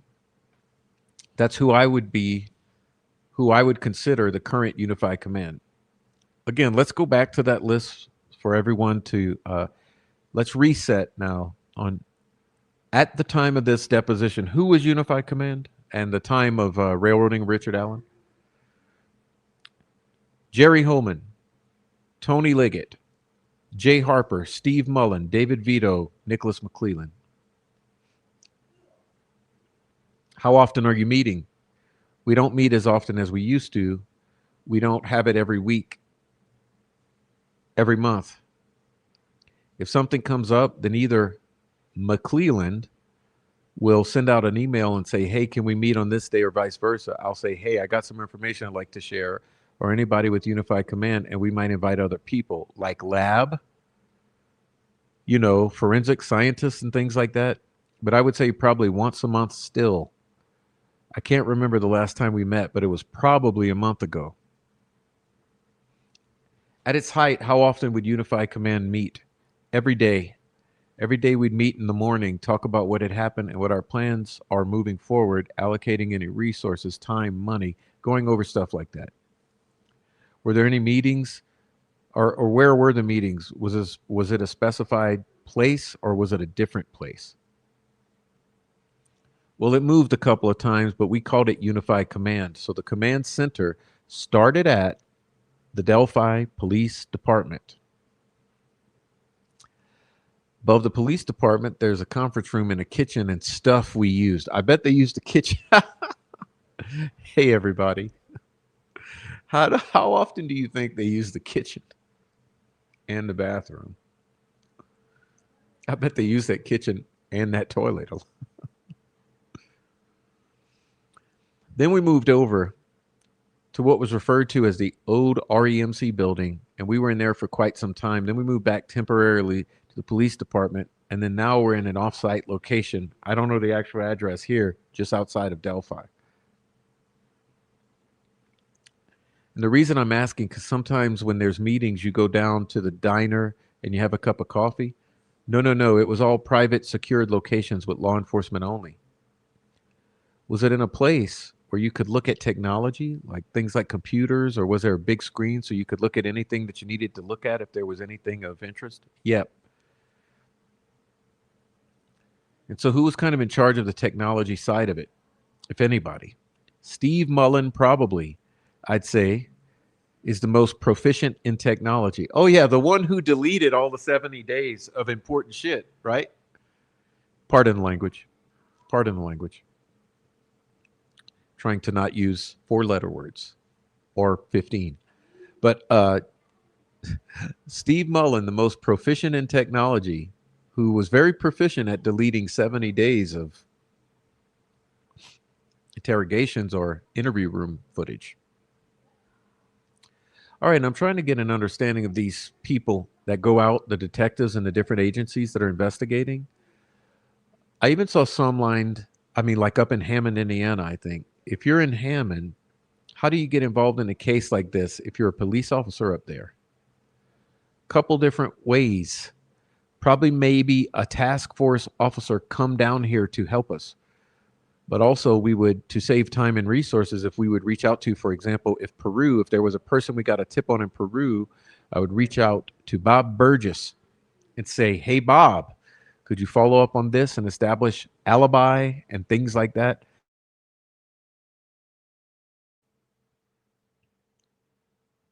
If anything else, contact us and we'll jump in and help out.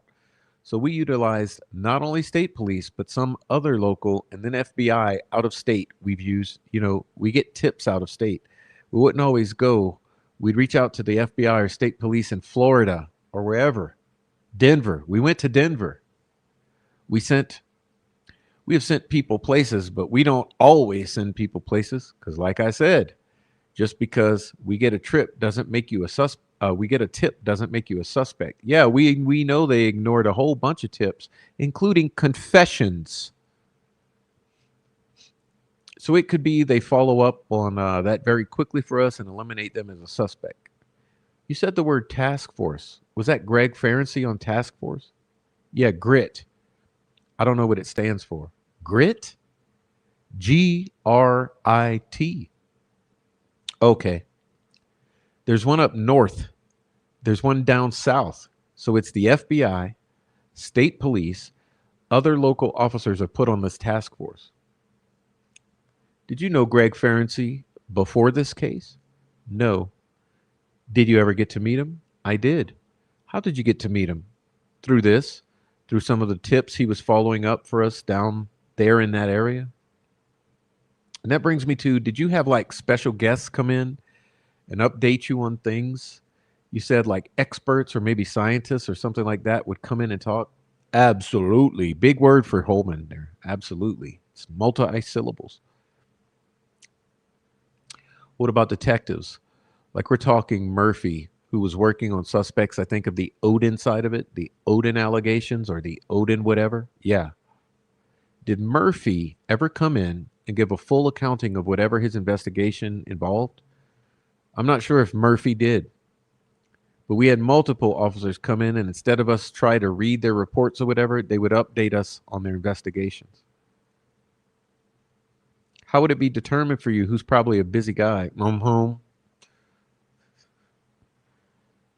What am I going to read? How do I prioritize what I'm going to focus my energy on?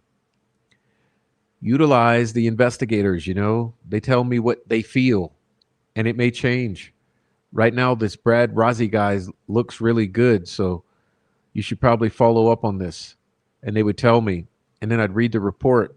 So like you said, there's multiple officers. I'm in charge.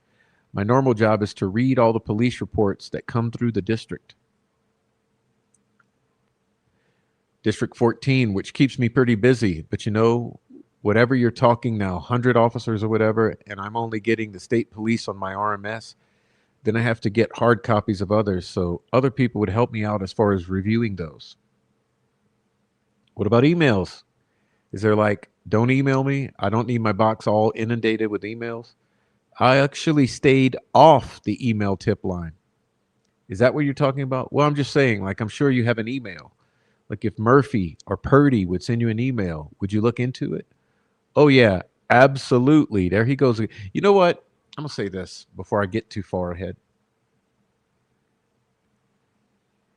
Because I don't believe him, every time he uses the word absolutely, makes me feel that the answer is showing signs of deception. We should get Sergio to look into this word absolutely. The use of this word absolutely makes me think that he's doubling down using a big word like absolutely. It probably means like I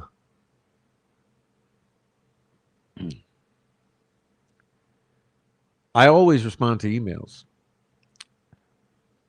But was that the preferred method for you? Verbally,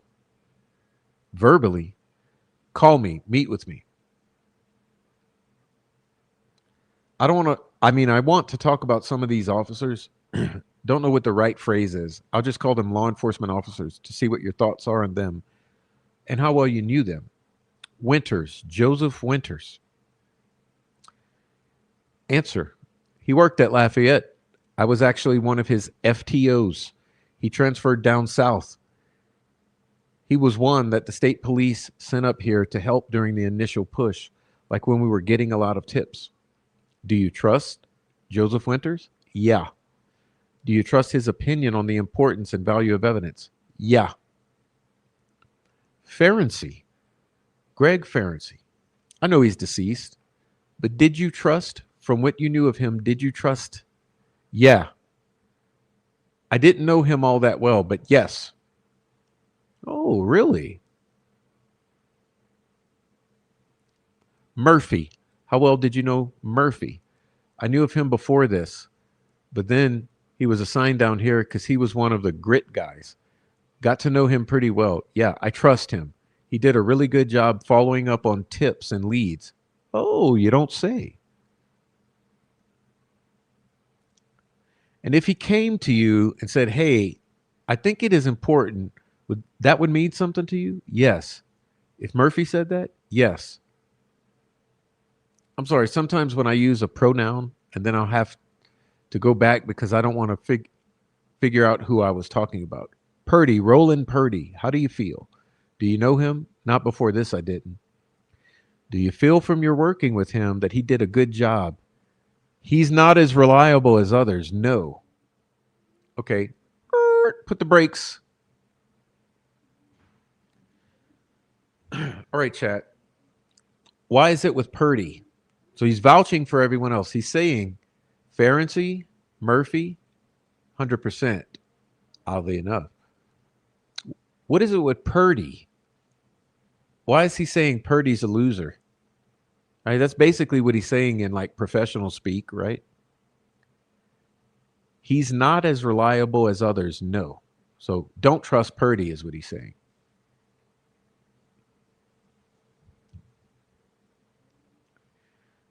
But then watch this. So he says, all right, and if he said, hey, I think something's important, would that be something you would pay attention to? Oh, absolutely. Ding. There's that word again. We would definitely look into it.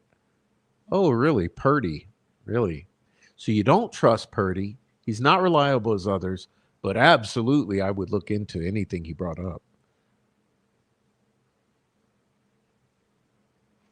Purdy. And Stephanie Thompson, did she do anything else other than polygraph? Just polygraph as far as I know.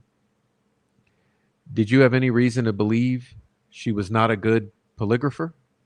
No, she was absolutely excellent. Absolutely excellent. Her and I were very close. And I would trust her with my life. So Stephanie Thompson was absolutely excellent. You're very close and would trust her with your life. Let me phrase it this way. You said it earlier that part of a polygraph examination is to get a feel for whatever the person is telling, or whether the person is telling the truth, or to determine whether they're telling the truth, right? Yes. But the other part of it is, and I know this from doing this so long, this is where our clients sometimes crash and burn because they say a bunch of crap during the polygraph examination, which I think is part of why you do a polygraph examination. Is that fair to say? You're trying to gain information from this. You're out of the mouths of these people that can be used. Like I said earlier, it's definitely a tool that we use, and there is a pre-interview before the actual polygraph. The pre-interview is where you gain some information, and then there's a post-interview after they say he's deceptive, not deceptive, inconclusive, whatever. You go back and re-interview them if they're willing to clear things up. All right, let's stop there. So he's saying polygraphs in the middle. They do a pre and a post. So they warm them up. They do the polygraph, and then they do a post. And if a polygraph examiner hears something during a polygraph examination that they think is of importance, would they normally come to you and say, hey, this guy told me this during the polygraph exam? Normally. And if you're the investigator, if I'm investigating Brad Rozzi and I'm going to be watching the polygraph and pre-polygraph and I'm there to answer questions or whatever, so yeah. You think Stephanie Thompson, if she were here to hear something during a polygraph examination of somebody that she felt was important in this case, that she would go to the right people to tell them? I think so. Yeah. Do you think that Sarah Karba is a credible witness? I do. Of course you do. Do you know if she has changed her description of who she saw on the 300 North heading westbound? I don't think she changed it. I think she clarified some things. Yeah, she turned the mud into blood. She went from muddy, muddy, muddy, muddy, muddy, muddy, muddy, muddy to bloody, bloody, bloody, bloody, bloody, bloody, bloody guy. But I don't think she changed it. She clarified. But Tony Liggett would be the one that interviewed her. Betsy Blair, do you think she's credible? Yes. Well, of course he's going to think all of his witnesses are credible. I listened to Robert Ives on a podcast at one point in time, and he said, I think it was after you had left, that there were at least 3 signatures left at the crime scene. Do you agree with that? I have no clue what he's talking about. Like somebody signed their name signature? You have to ask Robert Ives.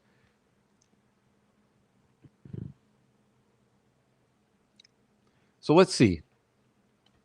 So Robert Ives changes his story on what he said in the early days. And suddenly, Jerry Holman doesn't know. He says, quote, I have no clue what he's talking about. Like somebody signed their name signature.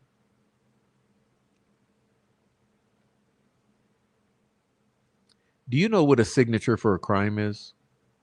I mean, I know, like serial killers, some people would leave. How do you have a signature in one crime?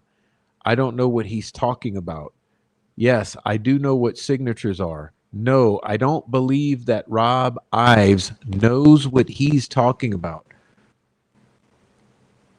Oh, let me get my annoying sound effects. Sorry. Oh my God. I don't believe that Rob Ives knows what he's talking about. Well, that makes sense because Rob Ives doesn't believe that he knows or he knew what he was talking about then because he changed his story. So why are we what is the importance of erasing that from the internet, of him backtracking on that, and on Jerry Holman separating himself from that? Because remember,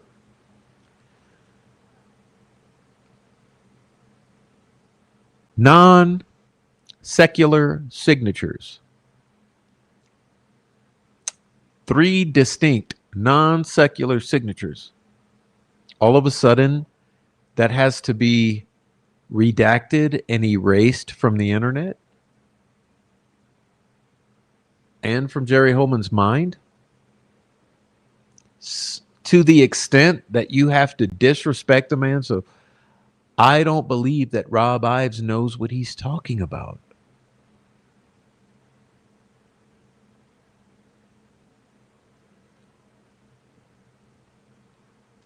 Well, I'll tell you what I think he's talking about, whether it's good or bad, is that a signature is something that is left behind at a crime scene or a murder scene that is important because later on, if the secret of the crime has been kept and somebody talks about something that was at the crime scene, the signature that was left behind, then you might be able to connect the two. Is that something that you think could have happened here? Oh, are we referring to the antlers? Or maybe the positioning of the bodies? Or maybe the sticks on the bodies? The sigils?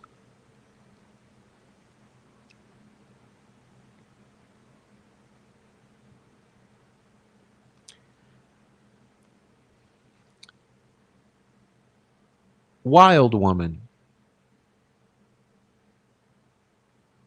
Woman with antlers. Look it up. What does it mean? Remember, when Elvis Fields said Abby was a troublemaker and had antlers, wild woman, troublemaker. Look it up.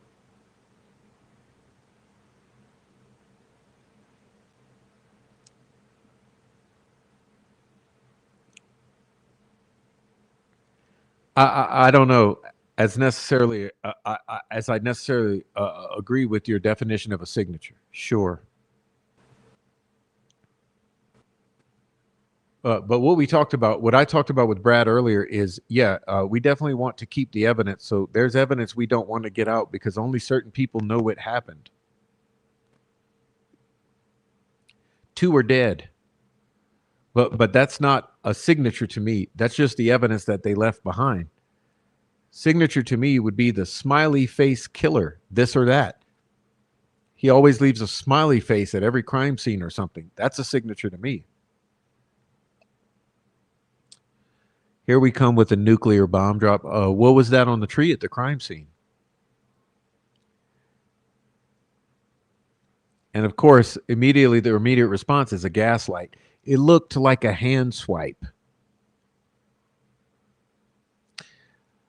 Wait, let me see if I can do you a favor and pull up that hand swipe, right? Just give me a moment here. See if I can pull up this hand swipe for you.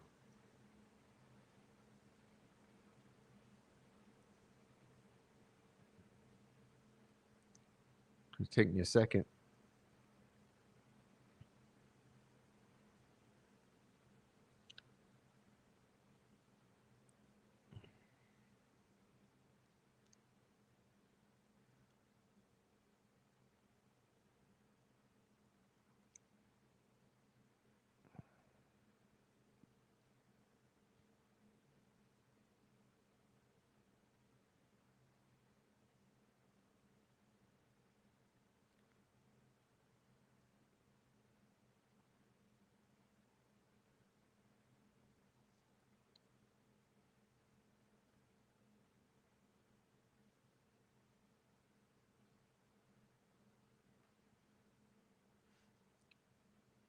Oh, rats, what happened? Come on, I just had it.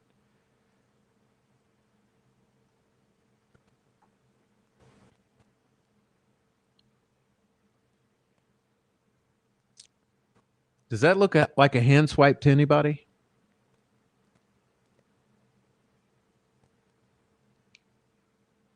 Looks like I see a couple right angles.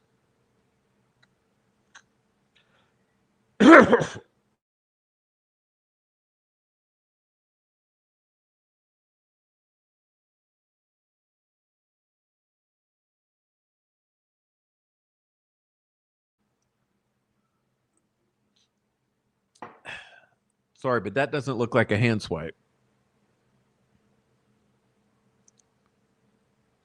Let me show you something else, though.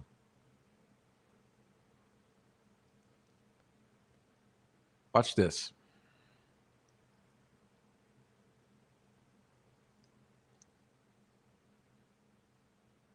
Any of you guys ever seen this? Sorry, taking a second.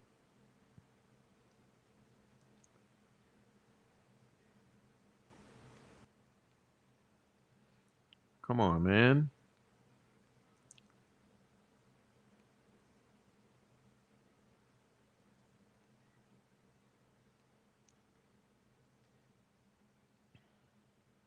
It's not going to work tonight.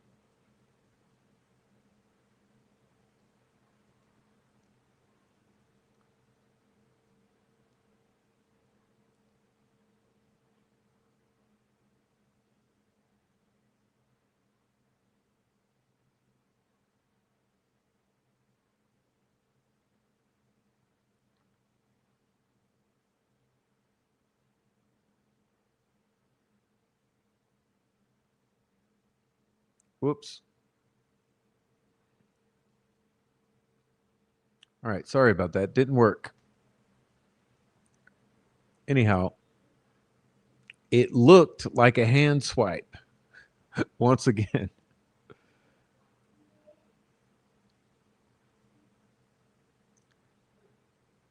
But again, that was, I mean, some people refer to it as the F tree.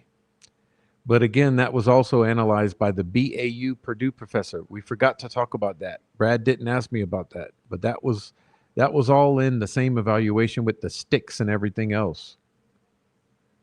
And they all said it's not. They're not going to leave any question to it, is basically. If they're leaving a signature or if they're leaving a sign that it was a hate crime, you're going to know it. So that's the level of insanity we're dealing with. Because what he's saying here is that everyone says it's not anything. Because if they're leaving a signature of a hate crime, you're going to know it. Yeah, in other words, so you mean to tell me that so the only way, okay. So what he wants us to believe is that all you'll ever see, if it's a hate crime, there'll be a swastika. Yes. So don't worry about these two dead kids. Trust me, if this was something bad, something else that some guys did and left signs, yeah, it'd be like swastikas and stuff. It'd be something we already know and call a hate crime signature.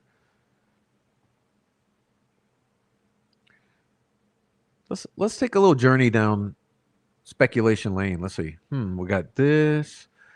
Okay. Let me pull up some more stuff. Let's see. We got this. I used to have a slideshow with all of these things together, but unfortunately I don't anymore. But let's see. Let's just figure out what other kind of stuff we got. So we got that, right? And by the way, that also looks like this with the different filter on it. That's a little more clear. Does this look like a hand swipe? Okay, does that look like a hand swipe? I don't think so. There's no swiping to that. Look, those are straight lines. Let me keep getting some stuff I want to show you. Hold on.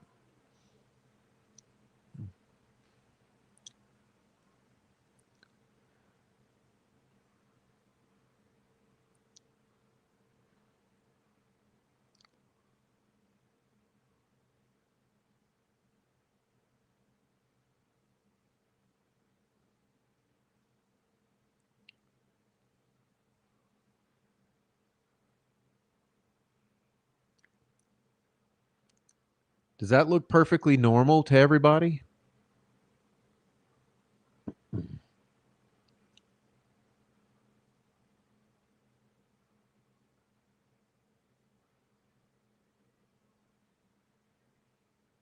Perfectly normal there?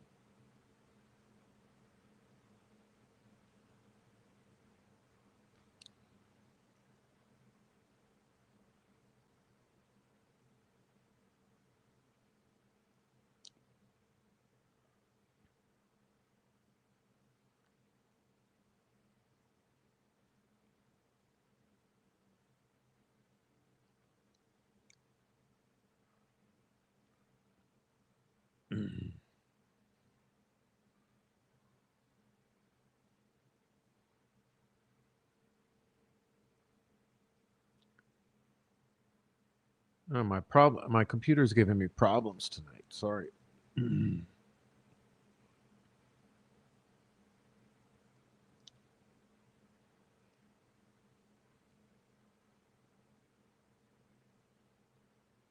Perfectly normal.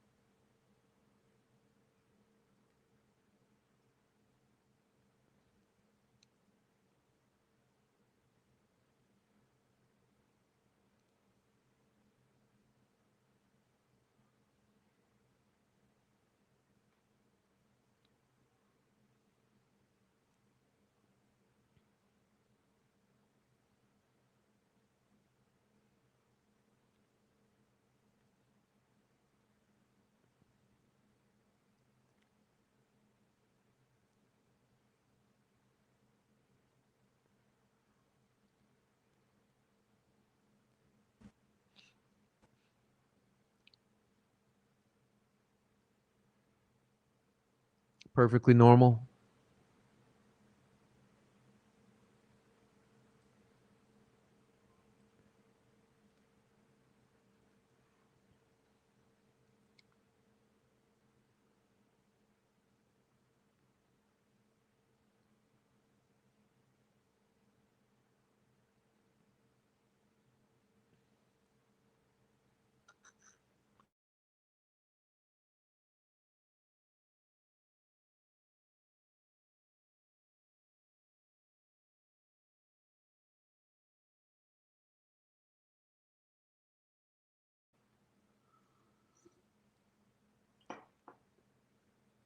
Perfectly normal.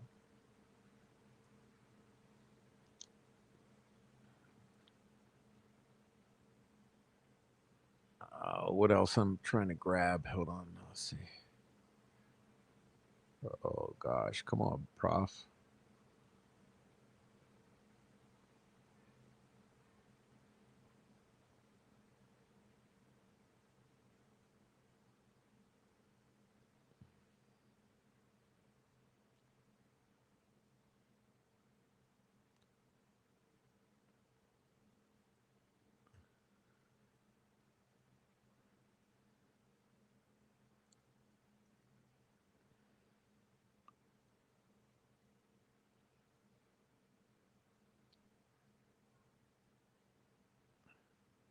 Whoops, I got to remove some. It's telling me I'm uploading too many. Let's see. Remove that and that. All right. Gonna keep going. Here we go. Perfectly normal.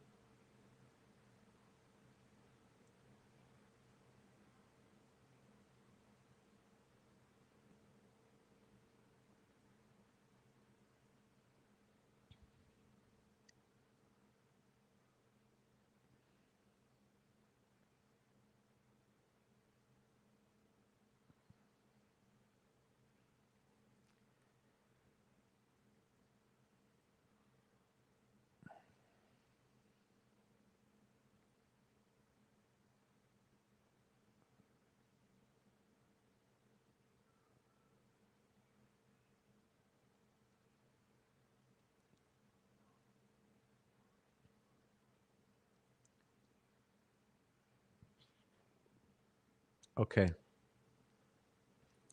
The same evaluation with the sticks and everything else, and they all said it's not. They're not going to leave anything to question to what it is. Basically, if they're leaving a signature or if they're leaving a sign that it was a hate crime, you're going to know it. It's going to be a swastika.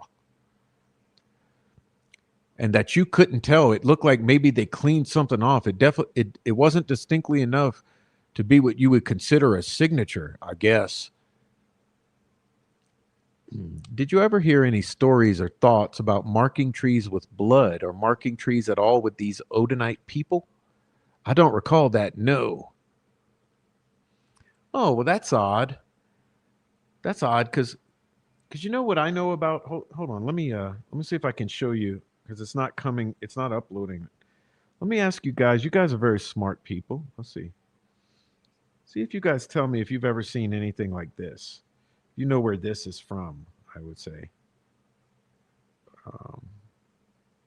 See if I can manage. See if you guys know where this is from. I stole this thing. Let's see.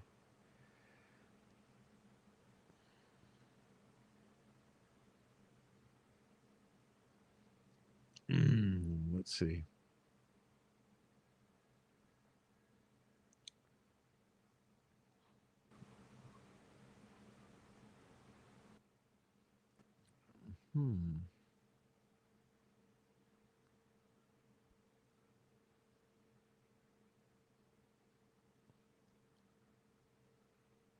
Why? Why is it going to be complicated with me tonight? This will be important to show. Let's see.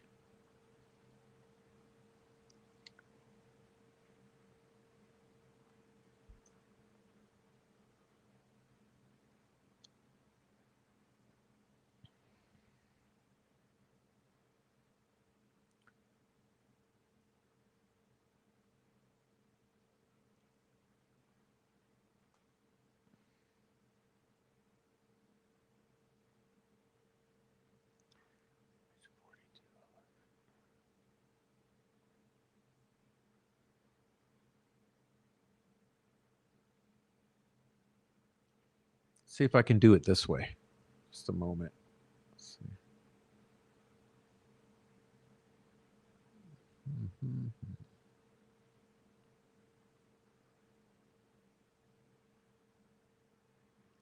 All right, do this. Let's see.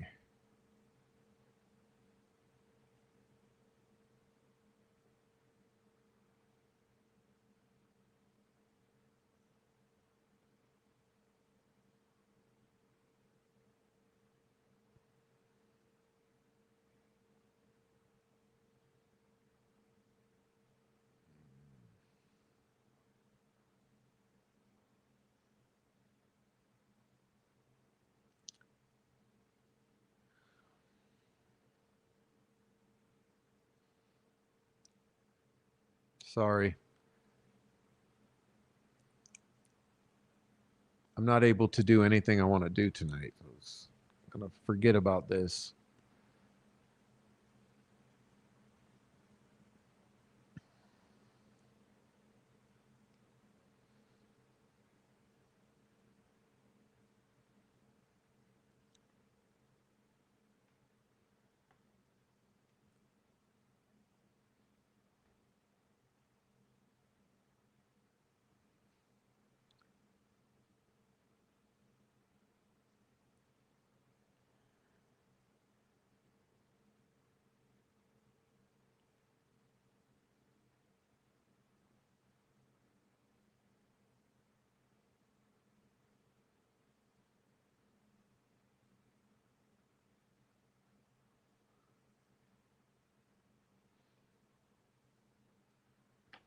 I'll give up on it.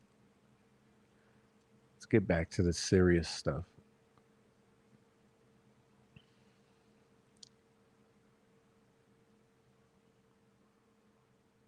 You ever Google it? No. I don't Google. This is real. This is a real transcript. Yeah.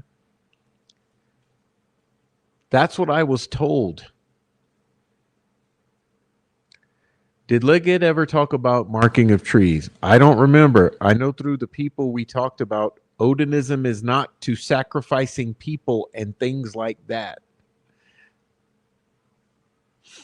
What? Read it. Odin is not. Like, I can't believe. Hold on. I got to do it this way, right? Oh my God.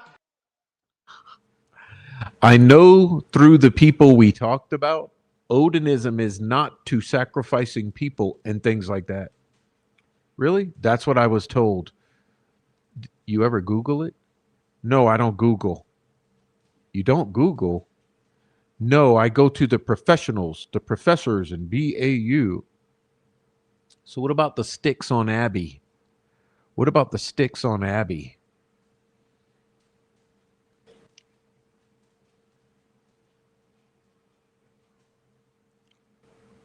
Were those in some form? Again, what we were told was they were the undoing. The undoing. Symmetrically perfect. Symmetrically perfect undoing.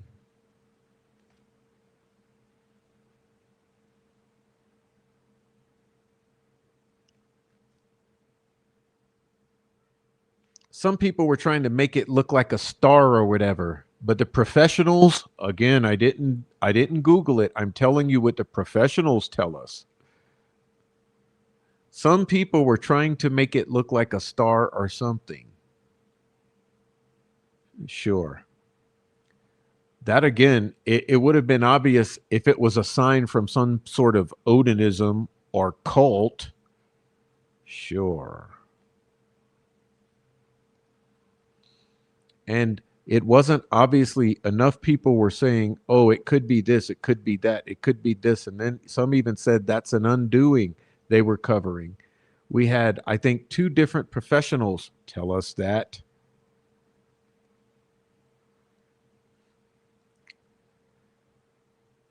And you have to really explain this undoing business, because to the best of your ability, because I've not heard this before. Sure.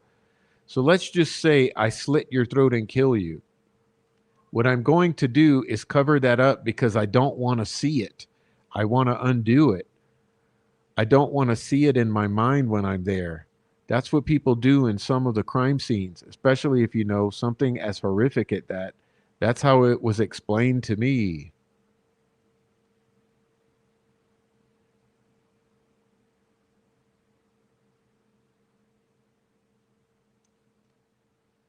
Well, not all the sticks on Abby were covering her neck. One part of one stick was. Right. So what they were saying, what they explained to us, they would lay sticks down so that the stick that they covered wasn't touching it, because they must care that much, and they lay that other stick on top of it. Now, I don't know. I haven't looked at the sticks that closely to see if that's the pattern, but that's what we were told. What are the Odinites? What are the little, what do you call the things that they use? You said a star. Have you ever heard of any names of what their alphabet is? No, because honestly, the Odinism thing to me was covered by the Purdue professor. Other people would bring it up. It would be in the back of my mind. If something came up in the investigation, there were some people that had weird photos on their Facebook. So we would look into that. But to me, I'm going to tell you that through our investigation, my opinion is I agree with the Purdue professor.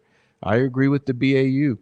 I agree with the other 2 that came up and analyzed the evidence. And I agree with the U.S. Marshal BAU. It's not a hate crime. It's not something that now we would look into it if something comes up. Absolutely. There's a word again.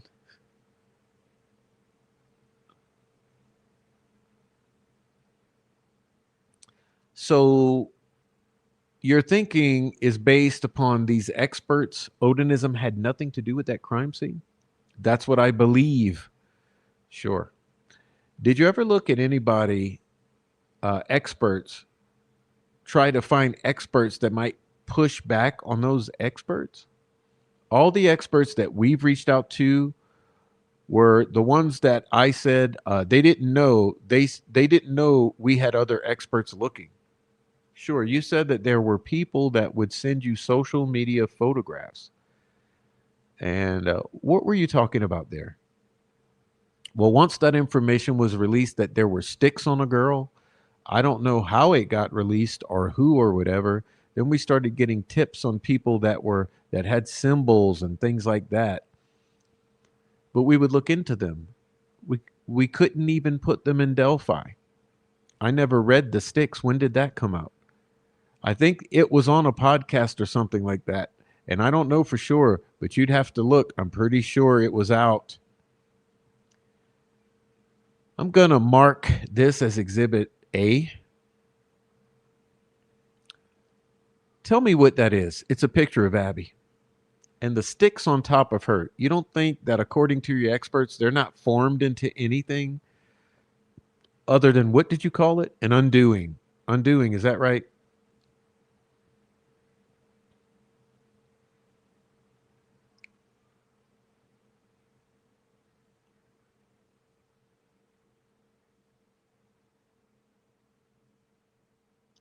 Yeah, some people say the he got interrupted was trying to cover them up. I don't know if I necessarily agree with that. I agree with the undoing portion because the way the sticks are, I don't see any formation, stars, letters, or anything. Oh, really? Really? Let's remind you guys. Hold on. Let's see if I can do this again.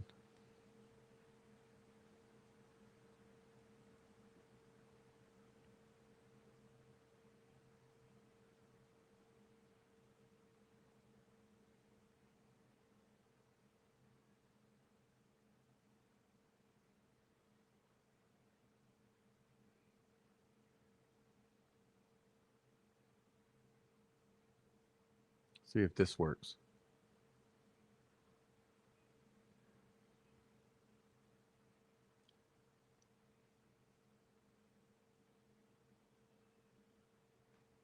Shout out to Adrian for this being one of her slides that I modified.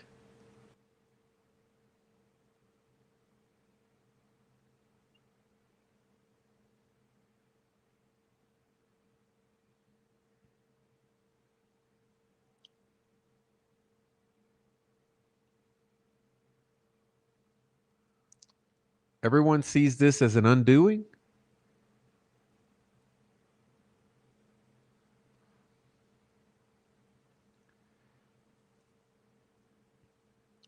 Some people say he got interrupted. I don't see any formation. Have you ever seen this? I'm going to mark this as Exhibit B. Yep. Okay, can you describe what that is for the record? Looks like a poorly drawn asterisk on somebody.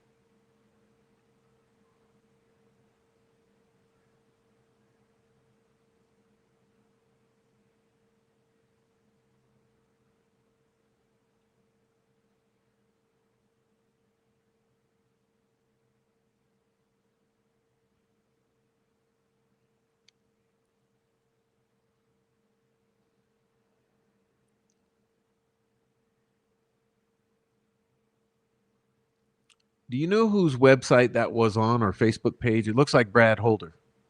April 17th, 2017. Yes, yes. Okay. Mr. McClellan, wildly objecting. Is there a question about that exhibit, or do you just want him to identify it and mark it? I'm going to ask. I've got another question. I've got these side by side now. Defendant's Exhibit C marked. So you're familiar with that. Is that right? You're familiar with Exhibit B? I'm sure I've seen this before. Yeah. So now I've got side by side these two. So Brad Holder, it looks like to me, about 4 or 5 weeks after the girls are murdered, he has put on his hand, or on somebody's hand, what you would call an asterisk. Okay, let me try to get that for you if I can. Let's see. Let's see.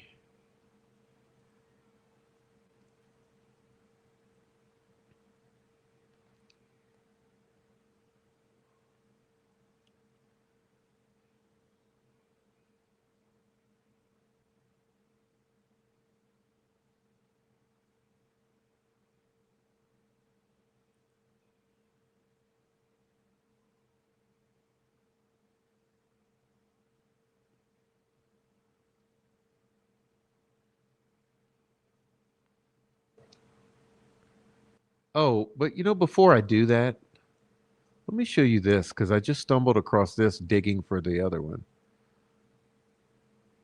Total side note here, but I think this is important because I've never discussed it.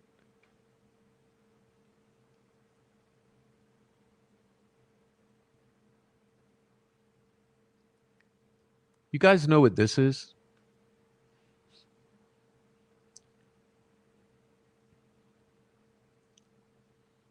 Anyone know what this is?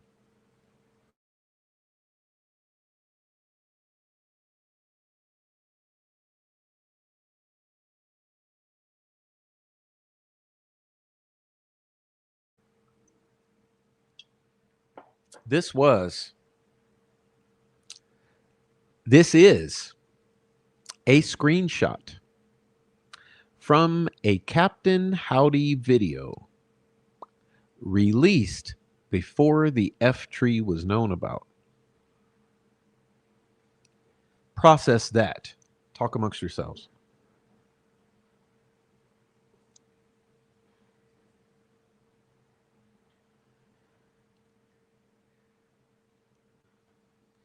Again, this was from a montage in a Captain Howdy video before the F tree was known about, before his murder-suicide.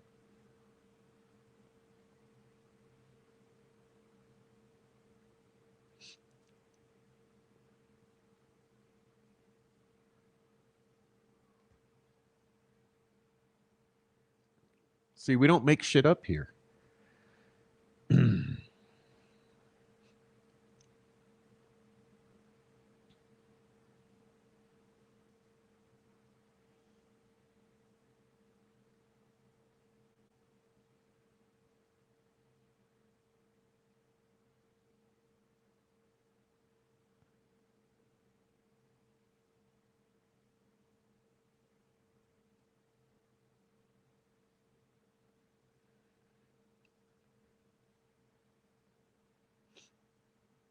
Let me keep going.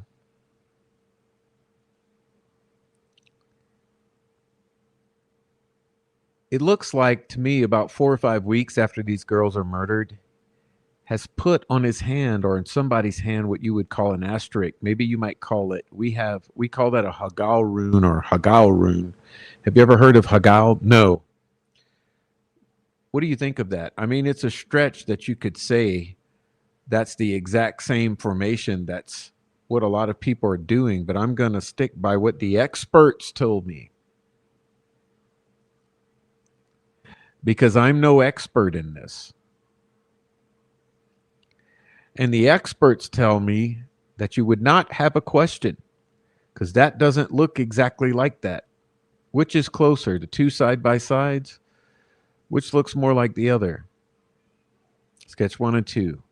Yeah, that doesn't look any closer to that formation than the two white males similar age and build. And this photo leaves out a stick. It does. Stick right here going across here. That's not in there. Nothing to see there, right? I don't agree with that analogy, I guess. So is there something to see? Is there something to see there or not? Well, obviously there's pictures in front of me to see, but you're not going to convince me that there's the same drawing, because through my experience and that information and the information I've got from the professionals, that doesn't look anything like whatever you called that. Okay, so skip. Let's see. Move to admit exhibit D. I'm going to send you B or D. Sorry. Can you tell me what D is? It's a picture of a tree with blood spattered on it with blood rubs, blood drops. Is that from the crime scene? Yes, it is. Okay. I'm going to send you E. I'm going to represent. Have you seen that before? I think so. Yeah. I think this is what we talked about earlier. What people had pictures on. We get tips about people having weird formations and things on there. Yeah. So now I'm going to give you the side by side. That's off Brad Holder's page, right? Yes. Have you seen that? Absolutely.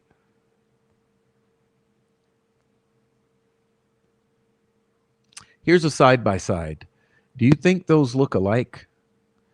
I can see a little bit of similarities there, but like I said from professionals, it would be no question. This kinds of looks like an F over there. This kinds of look like I think it's kind of an F. Did you ever give these experts, as you call them, any of these photos that I've provided you off Brad Holder's website or Facebook page? I don't know. To compare them, I don't know. Should you have done that if you didn't? Not necessarily, because Brad Holder's been eliminated because he was at work. Yeah, because we believe the timeline.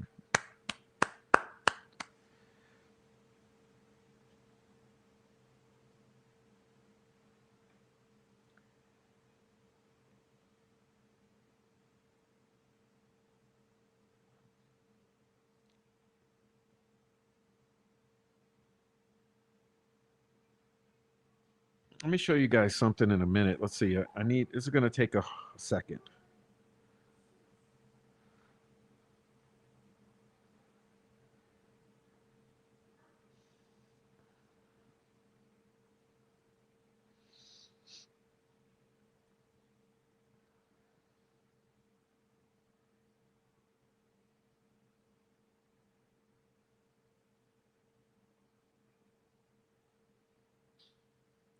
This is all taking too long, but it's worth it. Sorry. All right, so let's see. Oh, I have to do it the hard way. Okay, let's see.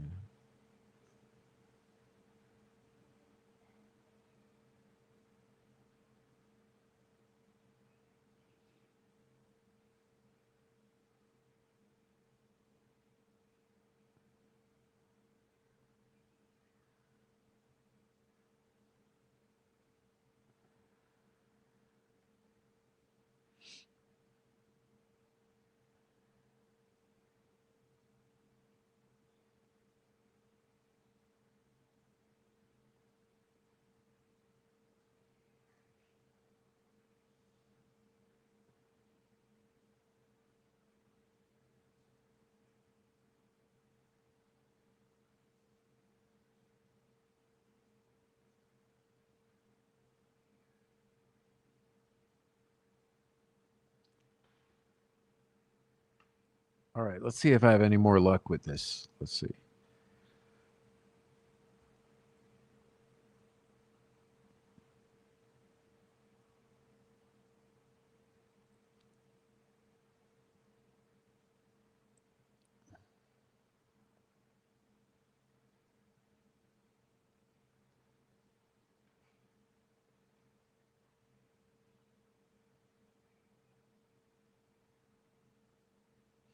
All right.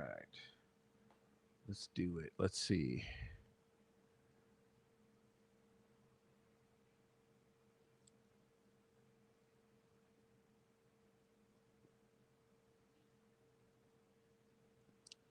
Come on.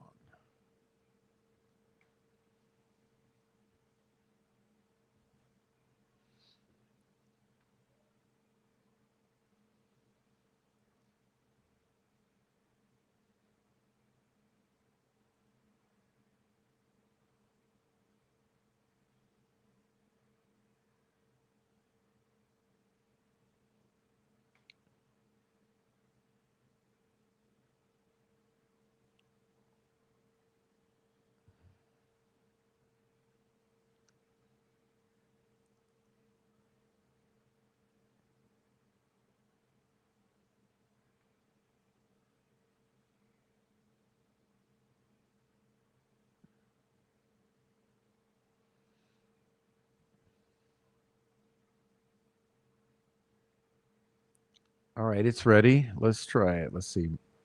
Remove this.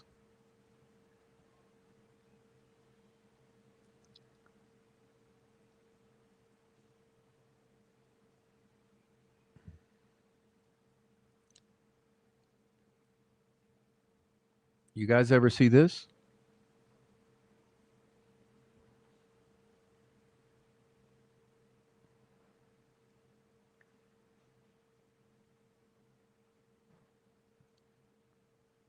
How about this?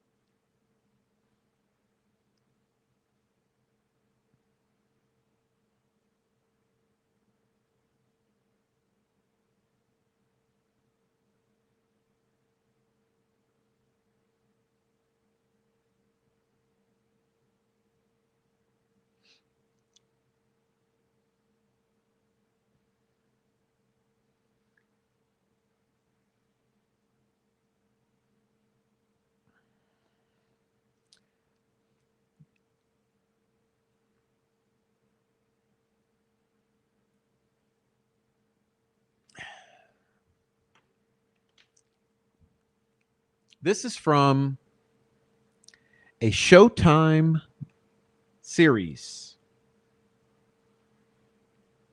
Showtime series.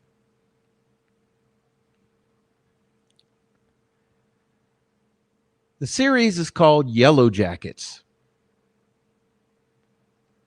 That's right. The Yellow Jacket symbol is a mysterious sigil central to the Showtime series, found repeatedly in the wilderness where the team crashed and continues appearing in the series. The symbol itself resembles an inverted female figure with a circle over the head and a hook-like line extending from the bottom.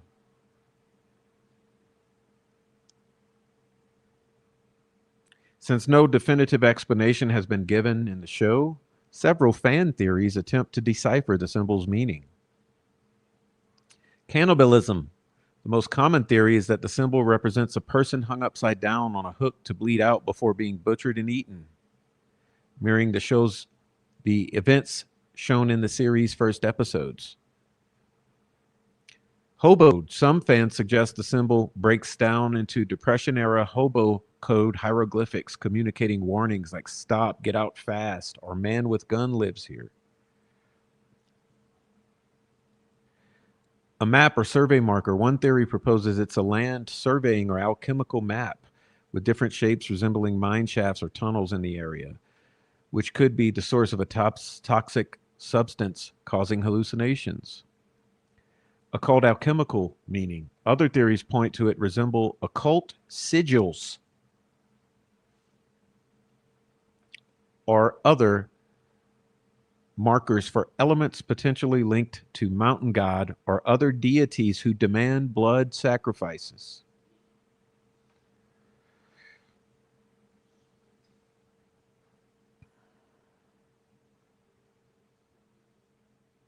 No.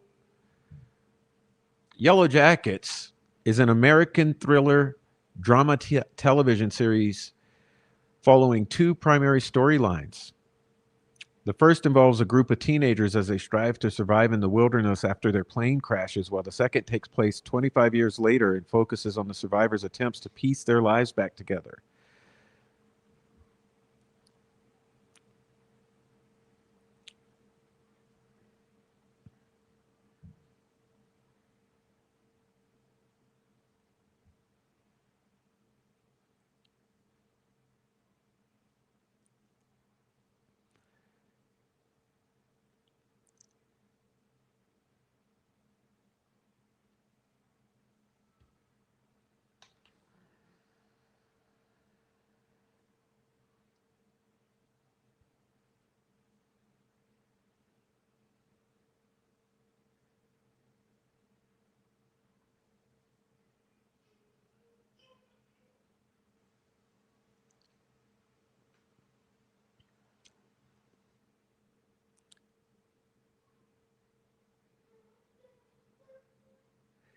Did you ever give the experts any of these photos? Nope.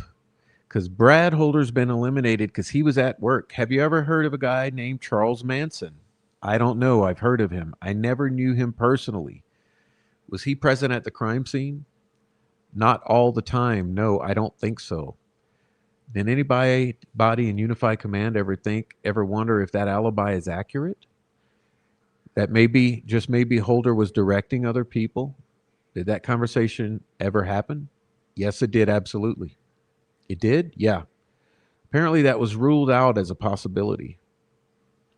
There's no evidence. We have no evidence indicating that he was commanding people to go kill people.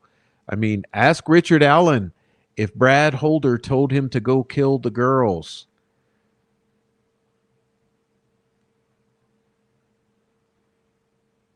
Oh my God. Why is he allowed to behave this way in a deposition? I mean, ask Richard Allen if Brad Holder told him to go kill the girls. I mean, you guys can communicate with the guy that killed the girls.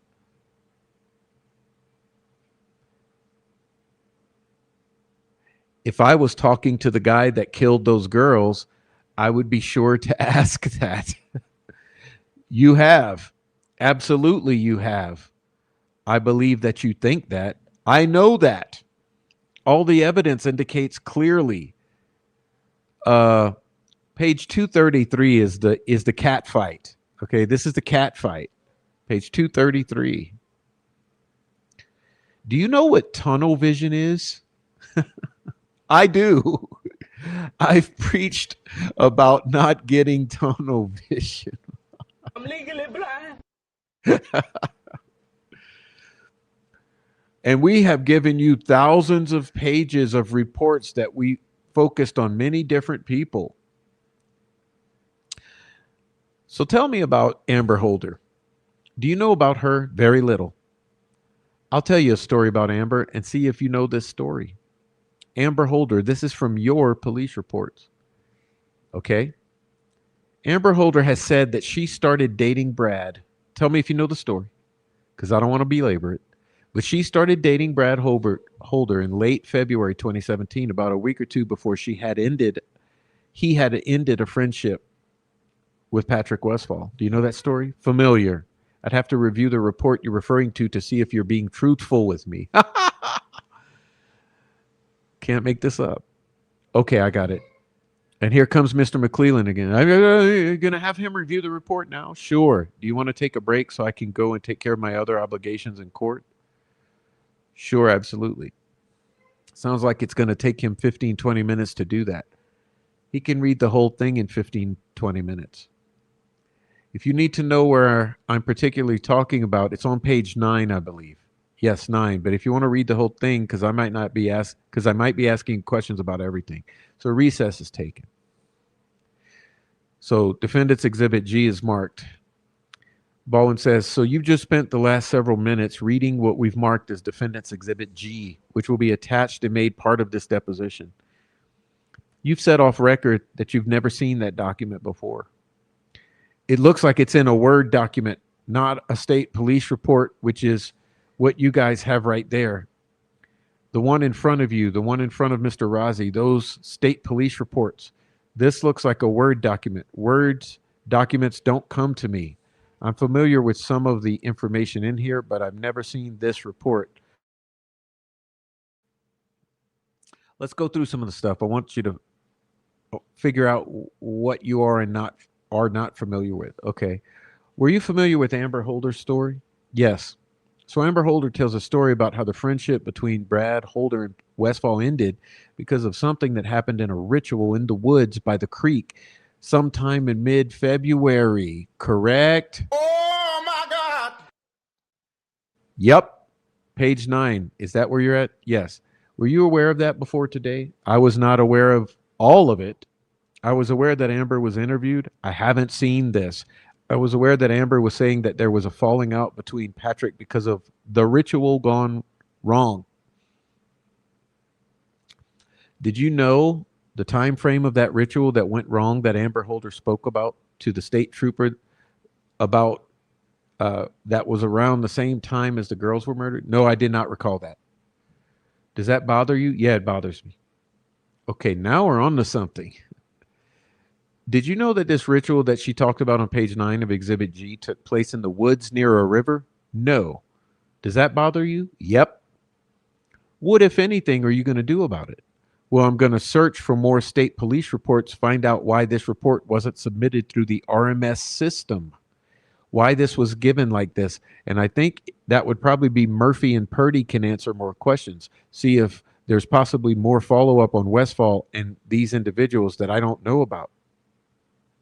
Did Murphy ever tell you, or did anybody from Purdy or Ferenczi, did they ever tell you that story about what Amber Holder said? Like I said, I'm familiar with parts of it. Remember hearing some of it, but not the details that you're talking about. I would presume if you heard those details, it would have triggered something in how you could handle it. Could have been when somebody else, when was this? Do you know when this was submitted? When it was what? Submitted All I can tell you is this is the document I got from Discovery. Bruh. Bruh. Bruh. Bruh. Bruh.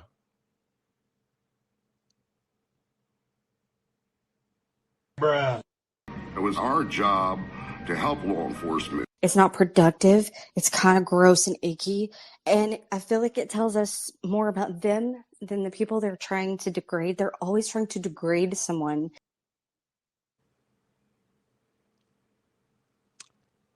All I can tell you is this is the document I got from Discovery. That's what I'm saying. This isn't in RMS form, so I wouldn't get to review it. And there was a period of time when I was in Washington, D.C., when Bob Burgess was reviewing reports. I've never seen this report. Like I said, yeah, he's nervous there. I appreciate that you're bothered by the form of the report. I do. Are you bothered more by the form of the report or the fact that you didn't know that Amber Holder told a story that in mid-February of 2017, Brad Holder and Patrick Westphal had a falling out over something that happened by a river in the woods in some type of ritual? I'm bothered that I didn't know all the details. I knew the Cliff Notes version where I knew Patrick Westphal and Brad Holder had a falling out. I recall that.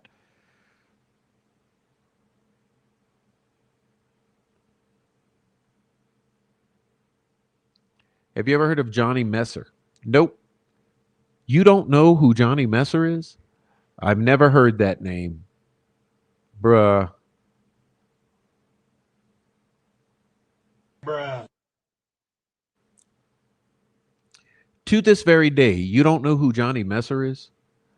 I've heard some of these names in here that we're referring to, but Johnny Messer is not on my radar. It doesn't mean I haven't heard it, but you've got to take in consideration I've got about 100,000 names through my head. Sure. And I studied the ones that you guys provided, and those weren't provided. So I didn't have a chance to look up, like the email that I got from Mr. Razi allowed me to look up those reports and have me familiar with. That's why I was able to give as much information about those people. But I didn't get these names. Elvis, I did. Brad, I did, but not whatever else. I can tell you there's 3 things minimally that took place, that place Elvis Fields in Delphi. 3. Okay, I'm going to tell you one of them, all right? Johnny Messer. You would have to confirm that with Mr. Murphy, Trooper Murphy and Trooper Purdy, because they're the ones that did the investigation. And they never did tell us that he had a direct connection with this Mr. Messer guy you're referring to that I recall. What is his connection to Delphi? Well, Messer is one of the recruiters for the Odinists, and he's from Rushville, which is down south. Elvis was from Connorsville. He's from Rushville. Okay, well, I'm pretty sure we met him down around Connorsville. Does that bother you that there's a connective tissue between Delphi and Elvis Fields down in Rushville? I don't think that proves anything at this point. You're just telling me. I'm not asking you whether it proves anything. I'm asking you whether you're bothered by it. Not really. I think I can look into it and probably find some reports that were more accurate and in a timely manner that was followed up on. So you think this is inaccurate, what's contained in? I mean, I just don't like it that it's in Word document. We're not supposed to submit these in Word documents. We're supposed to use our RMS so they can be, this was never approved by whoever. It would be me, Sergeant Buckley. So this information was never reviewed by me. Well, maybe that's why it survives. Oh my God. Bruh. Bruh. Did you ever hear, I guess I know that the answer to this, I think Johnny Messer, Taylor Hornady let Johnny borrow her car on Valentine's Day, the 13th and 14th, February 2017 timeframe. When he came back from being up there in Delphi, he had blood on his car. Just what I read in that very little. Does that bother you? I mean, it doesn't bother me. It concerns me a little bit. It concerns you a little bit. Yeah. Are you trying to convince me that somebody else killed those two girls? I'm going to try to convince you that Richard Allen killed these girls. I know you are. I know you are. And I know what you're trying to do. I'm not trying to do anything. I'm not going to admit to, other than let you start investigating this finally. Oh, we've been investigating it, sir. Well, how do you know about this thing? You don't even know about this, because this is not a state police official document. It would have not went through me. I told you that multiple times. Yeah, but it's from Discovery. Let's talk about a document that you are familiar with. Okay. Exhibit H. Here's H. Before I give it to you, have you ever heard of Ryan Boucher? Sounds familiar. Do you know who he is? I know a lot of people. Do you have a picture of him? No. Go ahead and read that. Take a second. Yep. I'm familiar with this. Yeah. So this is Exhibit H that I'm referring to, correct? Yes. Now that you've reviewed it, does it refresh your recollection? Yes. I remember talking to Ryan Winters about this. I remember him. I remember reviewing this report and passing information on. Whether Brad Holder was re-interviewed, I don't know. At that time, we were having a lot of tips, and this may have been put back with that information. I'd have to review more reports to see if we have anything else. Do you remember the part where it says, the provided media is on page 2 of Exhibit H. The provided media pictures show unknown young girls believed to be deceased with sticks placed over their bodies. Yep. You ever look at that photo? I did not look at it. I believe that the people that were working on this Odinism thing did. We had those people looking at it. Defendant's Exhibit I. So were you aware of it when you talked to Winters? Were you aware of the photo? Correct? I don't know if I was aware of it at the time or if this sparked my interest, but yeah, I knew they had some photos, which I mentioned that earlier. They had odd photos and things like that, but you don't remember looking at it? I've looked at a lot of photos. I more than likely did, but I don't remember. We didn't get it in Discovery. At least we didn't see it. So we drove down to Georgia and interviewed Mr. Boucher. Okay. And this is what he says that he repeated to Winters. Have you looked at that? Have you seen that? I don't think I have. No, I may have. Defendant's Exhibit I is marked. It is. I'm going to do a side-by-side with Jay. Can you tell me what this is? On one side is what I just handed you as H. The other side is that. That is liberty. I mean to say, if a tree falls in the woods, it looks like it is staged to make it look like a tree knocked somebody out with a dummy. I don't think it's similar. I mean, you could say, oh, there's a tree on a girl, but that doesn't bother you, that Brad Holder? I know he had disturbing photos on there about the Odinism. Yeah. I may have seen this. I can't remember. I've looked at a lot of photos. Brad Holder, was he at the crime scene, Brad Holder?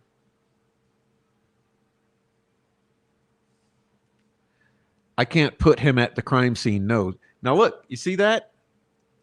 Once again, which I said about this guy, it's all about what he can put together on paper. That's why he answered it that way. Was he at the crime scene? I can't put him at the crime scene is the response.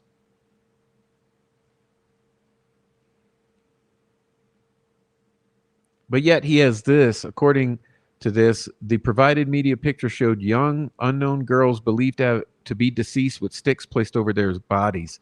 Does that bother you that this is on according to Winters' report? I mean, I understand what you mean by bother me. I mean, yeah, anything concerning young people that are being portrayed as injured would bother me. Are you being serious? I mean, you don't look at that and think that that has anything to do, that it's even worth investigating Brad Holder? We did. Okay. And when was Brad Holder covered? You'd have to look at the reports. I don't know. You'd have to look at it. Was he being looked at in October of 2017? October of 2017, I was at the FBI National Academy in Quantico, Virginia, and Bob Burgess was in charge of the investigation until December when I got back. I know before that he was.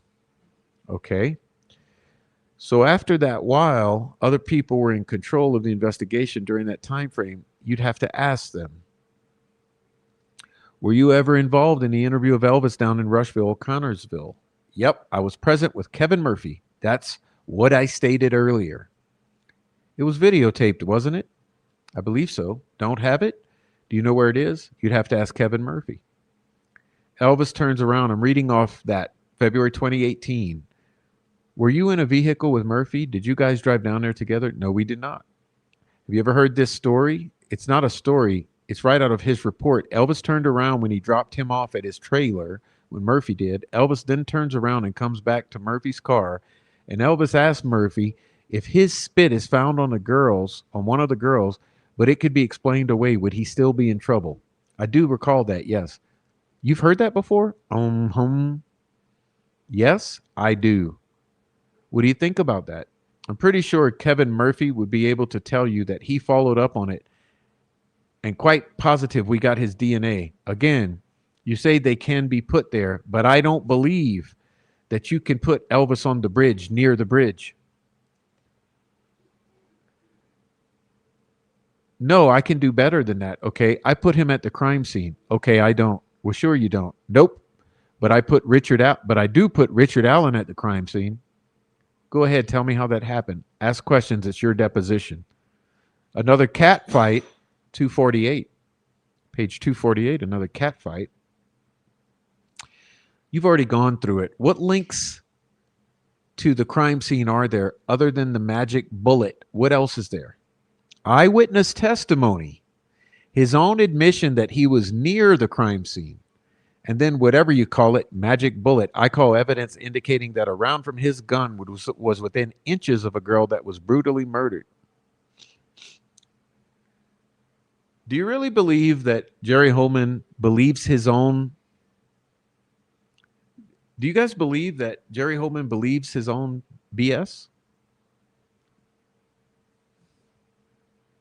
Do you really believe that Jerry Holman really believes this? Or is it even worse? I want to talk about that bullet. I've not seen one single solitary photo of that bullet outside of 3/4 of it being covered in the ground. Do you know if that bullet was ever photographed outside of the ground? Yeah. Okay, I'm going to need to get those photos. They should be in Discovery. Keep looking, I guess.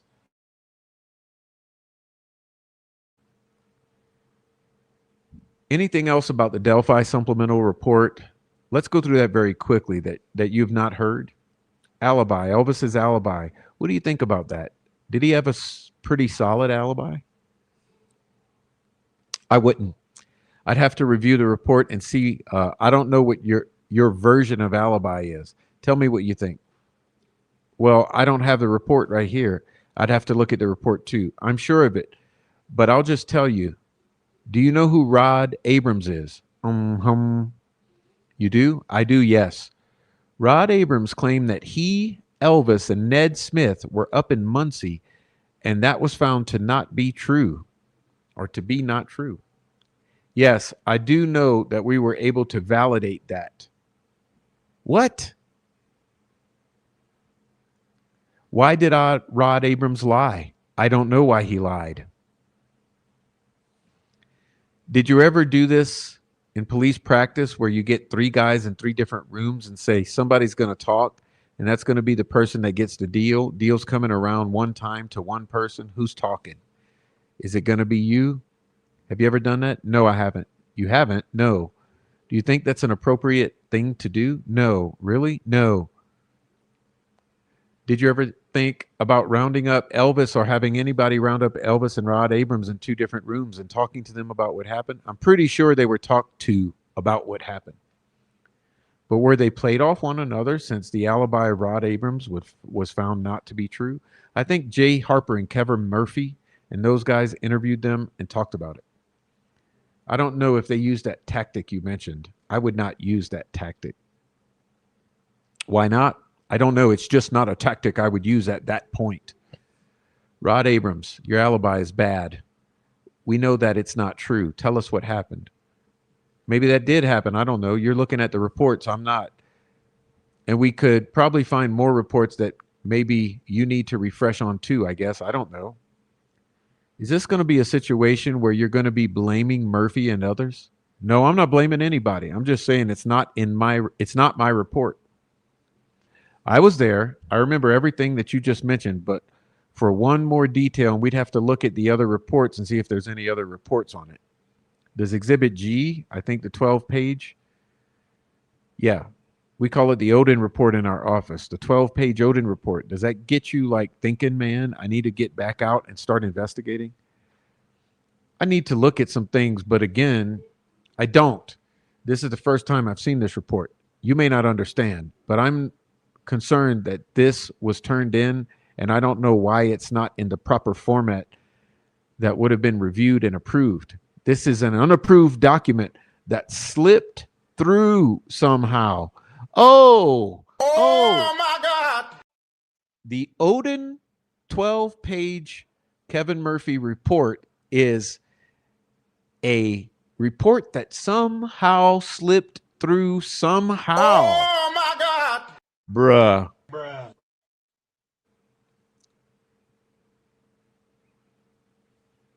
It's a cover up. In other words, let me interpret this for you.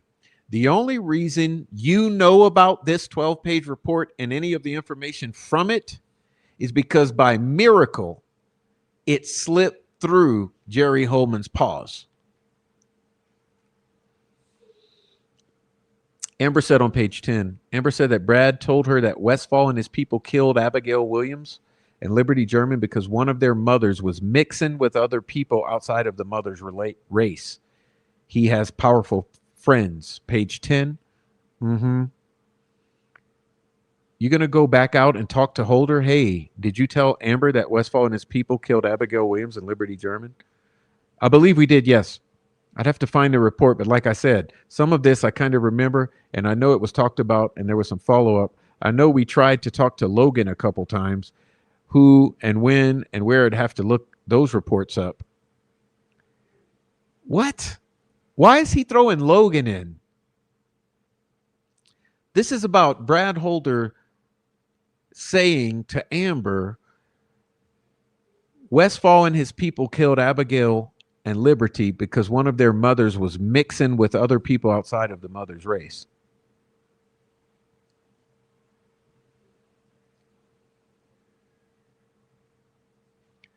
Were you aware that Amber had said that Brad had claimed that Westfall and his people killed Abigail Williams and Liberty German before you showed up here today? I was aware that some of the comments she made, I don't recall specifics, but I do know it was concerning the photos that you showed me was mentioned, and that he was saying that Westfall was involved. We've attempted to interview Mr. Westfall. I'm confident we went back and attempted, if not did. I would just have to find it. I would just have to look and see if we can find any other reports. What do you do when somebody is not willing to talk to you like Westfall? You just give up? Or is there other things you do? No, we didn't give up. I mean, you can't make people talk to you, but we can look at other information. Like I said earlier to Mr. Rozzi, interview other people, phone data, things like that. If we can get it. I'm not sure if we did. I'd have to look. All right. I want to get to Murphy because I have seen some questions I have some questions to ask him. Sure. I'm going to take you at your word that you will, if there are other suspects out there, that you'll definitely follow up that you'll look into them. I'm sorry, he says, we'll definitely follow up that you will look into them. You're going to get to follow up on Exhibit G from this deposition. Absolutely. Can I get a copy of this? Yeah, absolutely. I think you got a copy right here. Thank you, sir. That's all the questions for now. Okay, Mr. Rozzi says, 1 second. Officer Holman, Trooper Holman, first of all, I'm kind of listening to this exchange with this report that Mr. Baldwin has referenced. Do you have some reason to believe, or Are you concerned that somehow we put together a report on our own and are giving it to you? No, I don't believe that. I believe maybe it came from Ferenczi. Maybe he summarized what him and Murphy and Purdy were doing, and maybe that's why I haven't seen that or haven't seen this. It was our job to help law enforcement. Bruh. If Purdy and Murphy did this report, I wouldn't expect them to do this because this is not our standard operating procedure on how to turn in a report. Well, I just want to make sure it's not that I didn't see it. I know you haven't looked at the whole thing. Yeah, I skipped around. You're not suggesting that we somehow concocted this report for the purposes of today. No, I'm just telling you I've never seen this report, and it's not in the standard state police report format. And maybe it was made by Greg Ferenczi. I don't know. It doesn't really say. But I'll find out, and I'll look into all the information in here, and I'll see if we already followed up on it. If we did, I'll provide those reports. If not, we will. Well, why isn't that in Discovery? So let's talk about, let me make sure I'm clear. Let's talk about Brad Holder. Okay. So you acknowledge that Brad Holder was a suspect in this case? I said that, yeah. He was a person of interest. You were looking at him with some interest, right? Yes or no? Yes. And that was around the time of the circumstances, the murders that occurred in this case, right? It was early, yes. And at some point, this guy named Brian Boucher apparently reached out to you or some of your people to communicate some things that he had learned, right? Yes or no? Yes. And based on what's in the report, that he offered up these images and photographs and things, I think there's even a reference in the Winters report that there was a Dropbox attachment. Did you see that at the bottom? I did. Did you guys have a Dropbox that you used? I believe so. Yes. Oh my God. Bruh.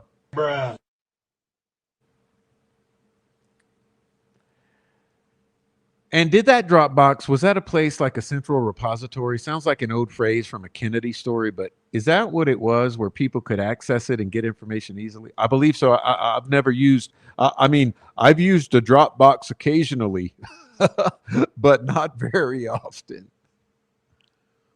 Okay, and is it fair to say that whatever he would have given you in this meeting, whether it was these images or other things, that would have been accessible to your team? Yes. And to the extent that the report mentions that there are formations on the girls' bodies, these sticks formations that are consistent with these images that were uploaded, would that have caught your attention immediately? I'm sure we've seen this. I'm asking, have you seen that? Yeah, I've seen this photo before. Not him. You're familiar with that photo? You're talking about Exhibit I? My vision's bad, but that's what you're talking about, right? I've seen, I believe it was in a screenshot form off somebody's webpage. I didn't see this actual. Definitely similarities between I and the one below it. I can't read the letter, right? J, a few. I'm not suggesting that I is a real photograph, but there are similarities clearly between the circumstances and the way the bodies are laying and things like that, right? Yes.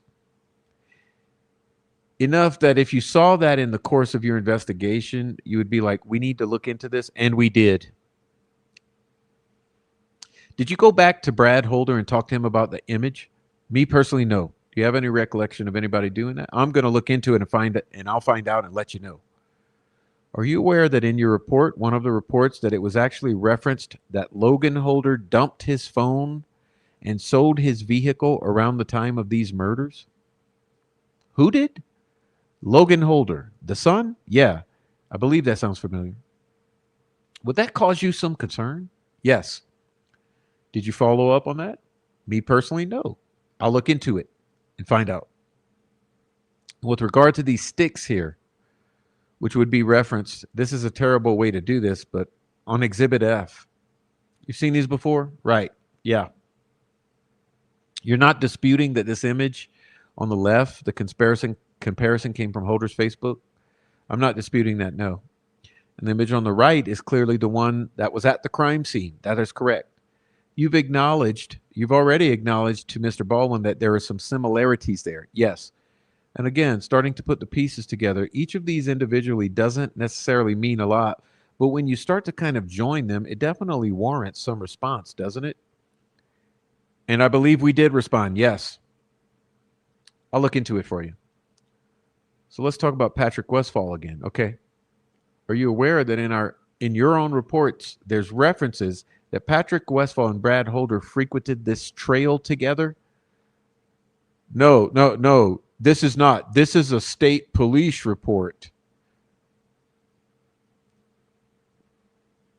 I'm asking you if you're aware that that's been reported to your law enforcement agency, any of your investigation. I'm referring to G. I don't know if it's in that report. I'm saying, are you aware that that has been reported to your investigative team, that these two guys had spent time on that very trail? Oh my God. I don't recall that. No. Would that be something that you think you would stand out to you? Yes. And I think we covered this earlier, but are you aware that the two of them have openly communicated via social media that they're involved in this Odin group? Yeah. Not really any dispute about that. No. Are you aware that there was actually a video that was offered up to one of your investigators? I think Mr. Baldwin mentioned this earlier, of Brad Holder conducting a pagan ritual where they were marking a tree. I don't recall that. If it's in your police reports or in your investigative materials, would you have any reason to dispute that that occurred? I'd want to read it and make sure it's true and accurate what you're saying it says. You haven't heard anything about that? No. A fact that if you heard would probably stand out in your mind. I think that would, yeah. He asked you about Amber Holder. You know, she cooperated with the police, right? Right. She was basically an informant. She was basically an informant as it relates to her former husband. Bruh. Right? Yes. And at one point, she actually told your investigators that he was drunk one night and was telling her about how he was in the woods conducting a ritual with Westfall. I don't know who wrote that report, but yeah, I recall hearing information about Amber's information. Near a river, yes. All the things that are very consistent with what occurred in this case. Very consistent, yes. He asked you, I think earlier, about the fact that these two girls, there was at least some comments about them being murdered because their parents were mixing races. Are you familiar with that allegation? I'm somewhat familiar. Yeah, I don't know if there's any truth to those allegations. The truth is that those words were uttered in the investigation in this case, right? Yes. And are you aware that Amber Holder reported to your investigative team that Brad Holder specifically told her that Westfall had killed people in the past? Yes. Johnny Messer is the one you don't know, right? I don't know. So we got Holder up here in this area, right? Where's Westfall live? I'm not exactly sure where Westfallville lives. Connorsville, Rushville, Connorsville. And you got Johnny Messer. Would you be surprised to find out that he lives down in Rushville? No, it wouldn't surprise me. I'm not saying I wasn't, told about it. I just don't remember who Johnny Messer is. There was a woman named Taylor Harnedy. Does that sound familiar? Not until today. Johnny Messer's girlfriend. Do you have any reason to dispute? I've never spoken to her that she reported to various facts to your law enforcement authorities. I'd have to see him. If I told you that she told your officers that Westfall and Brad Holder were two of the most violent people she knew, would that be a surprise to you? If I told you that she told your officers that Patrick Westfall and Brad Holder were two of the most violent people she knew, would that be a surprise to you? What officers are you referring to? Do you have that in a report? Well, I'm just telling you If it's in your report, hypothetically, would that be a surprise to you? I mean, nothing surprises me anymore, but no. There was a reference in one of the reports that Hornady, Messer's girlfriend, suggested that these two were fighting around Valentine's Day of 2017 because he was up here running around with some Vinlanders, she said.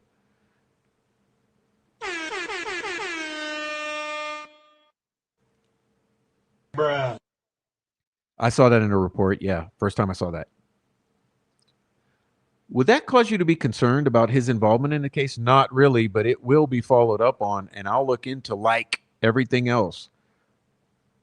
Are you aware that your report suggests that Miss Harnedy told your officers, actually it was Officer Click, I recall, out of maybe Rushville or some other.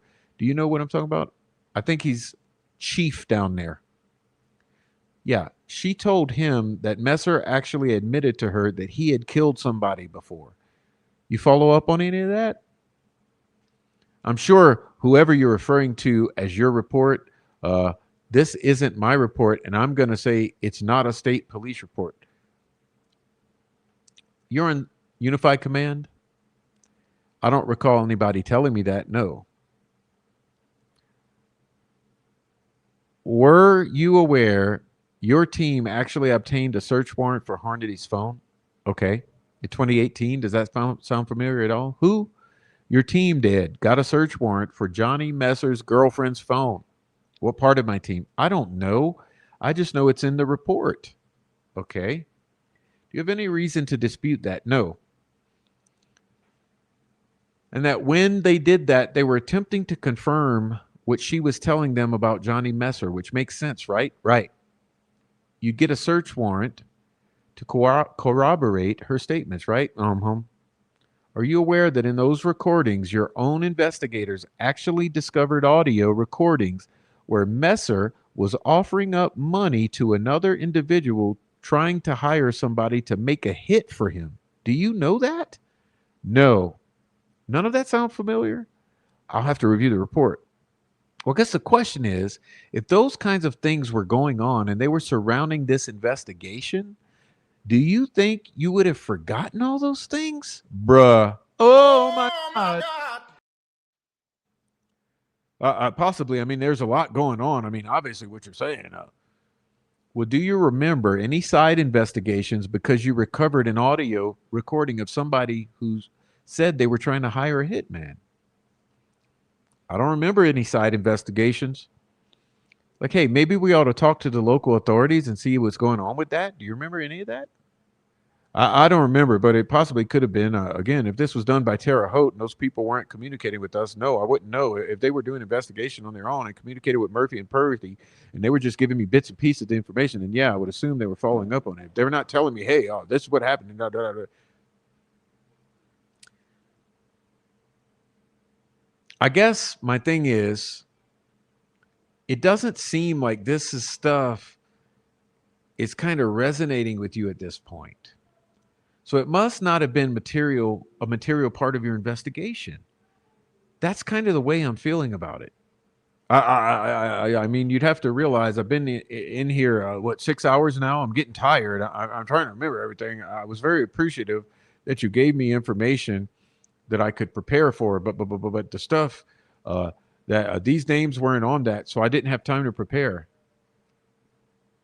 The people we're talking about are part of the 17 names that are on that list. You see what I mean? By the way, it's the first time I've ever given a prosecutor even an inkling of an outline in doing this. Listen to that. So first of all these names that Holman's claiming he doesn't know, they were part of the 17 names that Rozzi gave to McClellan to prepare Holman for this. Then Rozzi says this statement: it's the first time I've ever given a prosecutor even an inkling of an outline in doing this. Shouldn't have had any outline.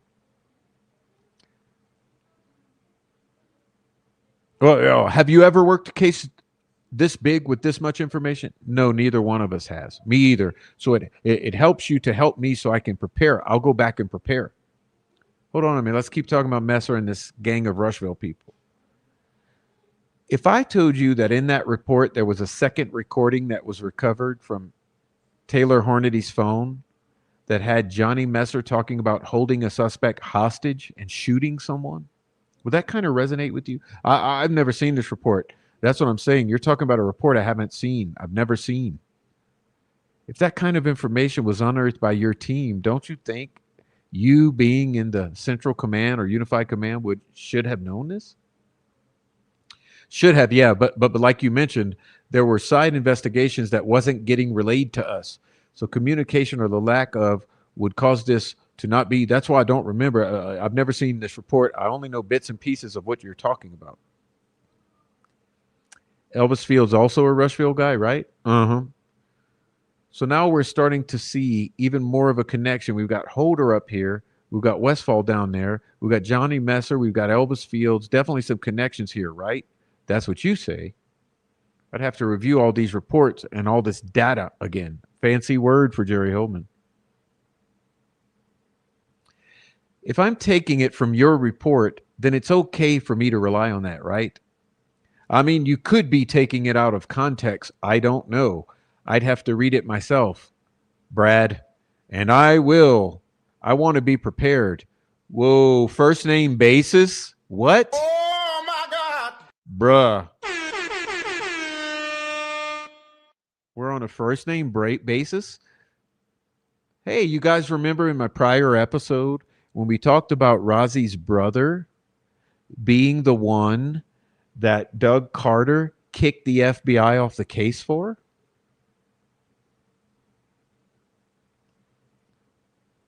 Is Brad closer to these people than it seems?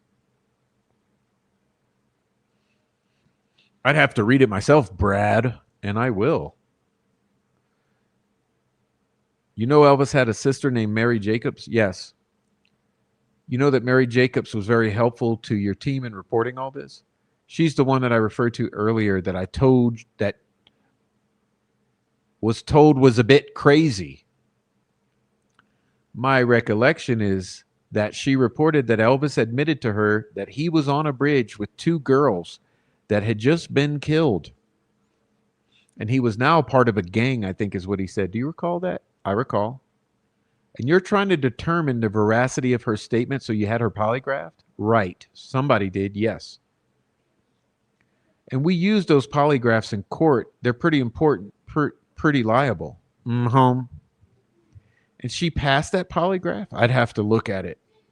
Would you be surprised to find that? No. You think maybe it might be time to kind of take a second look at this and kind of piece this together? Or you've kind of like, we've already covered this. No, I think we'll take a look at some of this stuff. But I think the focus should be on Richard Allen and the evidence against Richard Allen. Tunnel vision, right? No, not tunnel vision. I'm legally blind. I'm legally blind. Bruh. We've got people in this room already that have said that there's potentially more than one person involved in this. Potentially, yeah. So it might be that some of these people were involved. I don't think so, but we'll definitely look into it. So here's another thing. So half of this information he's not at all aware of, okay? Think about it the way that I would think about it. Half of this information he's totally unaware of, as if he's never heard it before. He's asked, it might be that some potentially more than one person is involved. Look at line number 8. Let's start there. We've got people in this room already that have said that there's potentially more than one person involved in this. Potentially, yeah. Then he's asked, so it might be that some of these people who you are totally unaware of are involved. I don't think so. But I'll definitely look into it. So why doesn't he think that some of these people might be involved when he doesn't know a thing about this? I mean, that's a question for you. Tunnel vision? I'm legally blind.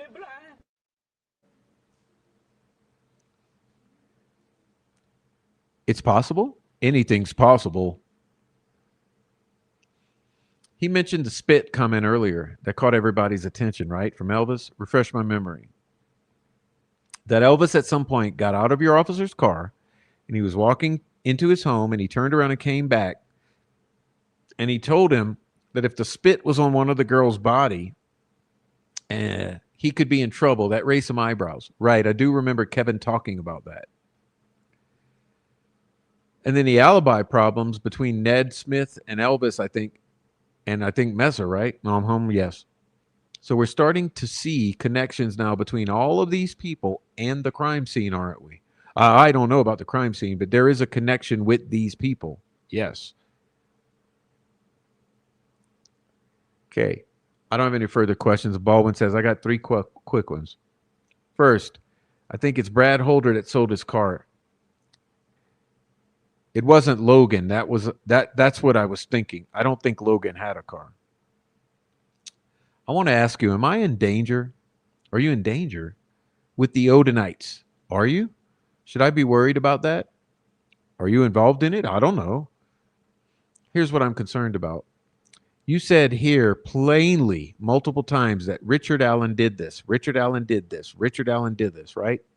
Yes, sir. And with that attitude, you're going to go in and claim that you're going to investigate this fairly, all of this stuff that you've not heard before? I don't believe it. Have I ever told you anything and I didn't follow up on it? No, but I have definitively experienced police officers in my 30 years of doing this that fix their problems. Fix their problems. Is that a question? Are you going to fix these problems or are you going to actually look for the truth? I'm going to look for the truth, but I don't know, buddy. But I think that I've already found the truth. But I will definitely look into this. No doubt about it. And I will find out if we have done the follow-ups and I don't know about it. And I will let Prosecutor McClellan know and he can forward that information to you. That's all I have. And that's it.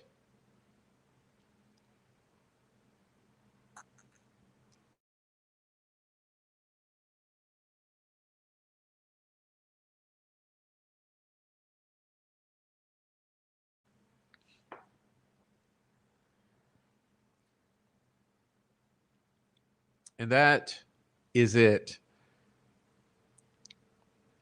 That concludes our series, Delphi, Jerry and the Truth, episode 4.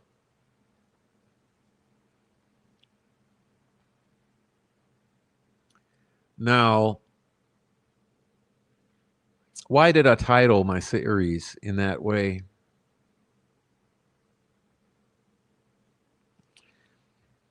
The truth, in quotations. Because for Jerry Holman, this is his truth. Richard Allen killed those girls. And although remember in episodes 1 and 2, all of the Klein stuff was laid out. All of the Anthony Schatz stuff, all of the Dropbox stuff, right? All of that was gone into early in this deposition. None of that was the truth for Jerry Holman. Okay? In this episode, we covered all of the Frank's memorandum stuff. None of that was the truth for Jerry Holman.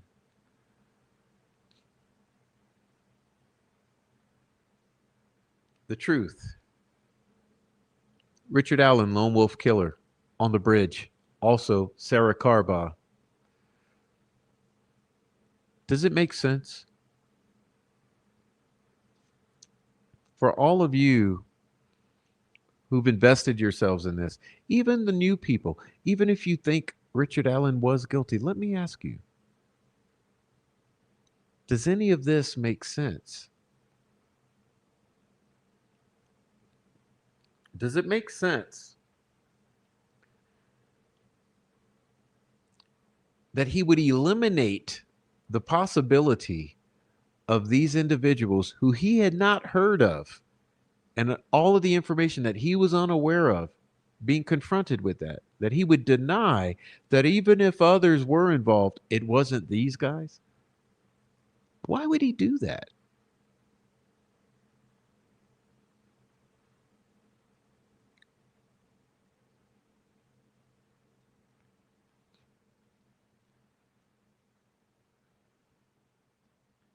You guys do me a favor. When I'm not here, go back and watch all 4 episodes. I think this deposition is one of the most concerning things. If you're going to watch anything, watch this series of this deposition and then go watch the Keegan Kline interview, which I covered. Let me see what I called that thing. The Devil Knows or something like that.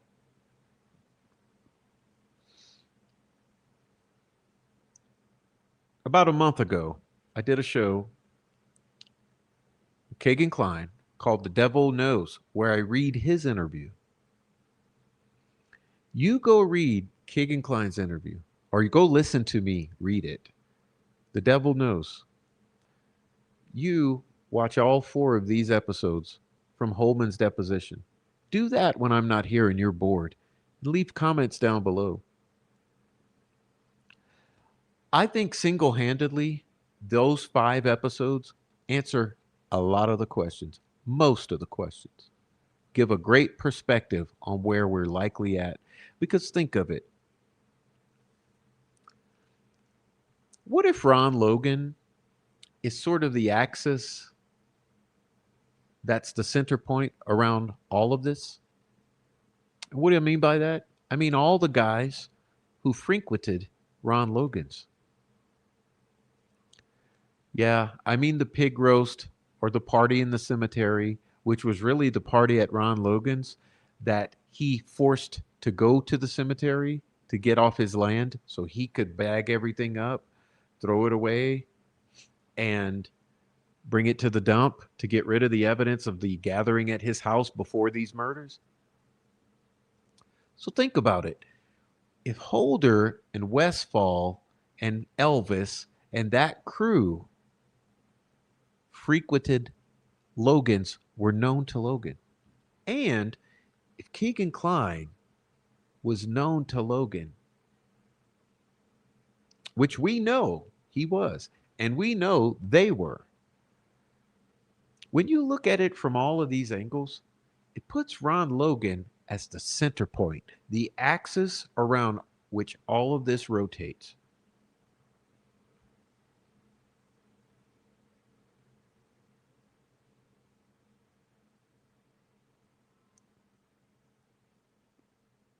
Well, makes sense, doesn't it? Those bodies were dumped or found on his property. The center of gravity, Ron Logan's backyard.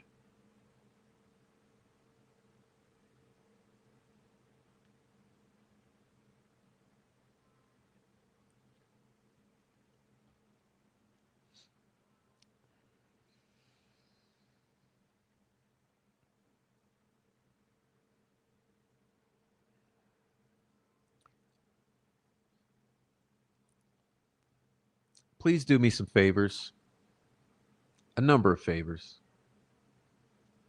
First, visit my support pathways. You'll find it in my link tree or in the channel description.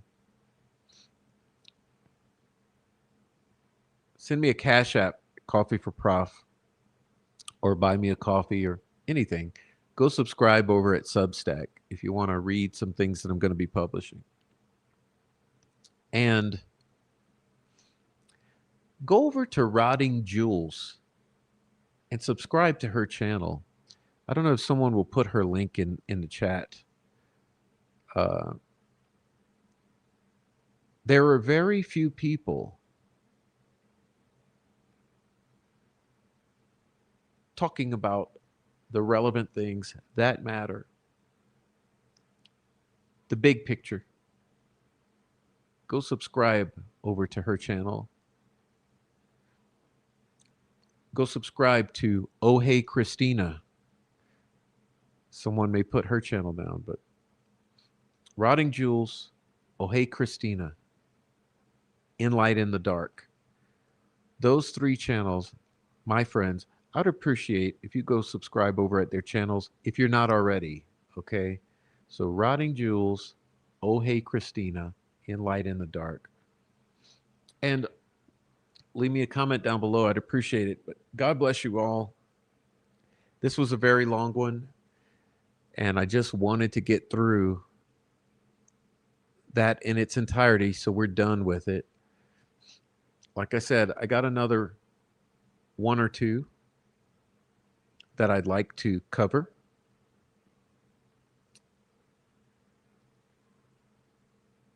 Anyhow,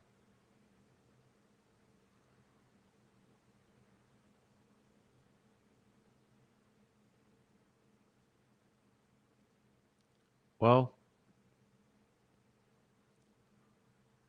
God bless you all, and I'll see you again. Thanks for being here.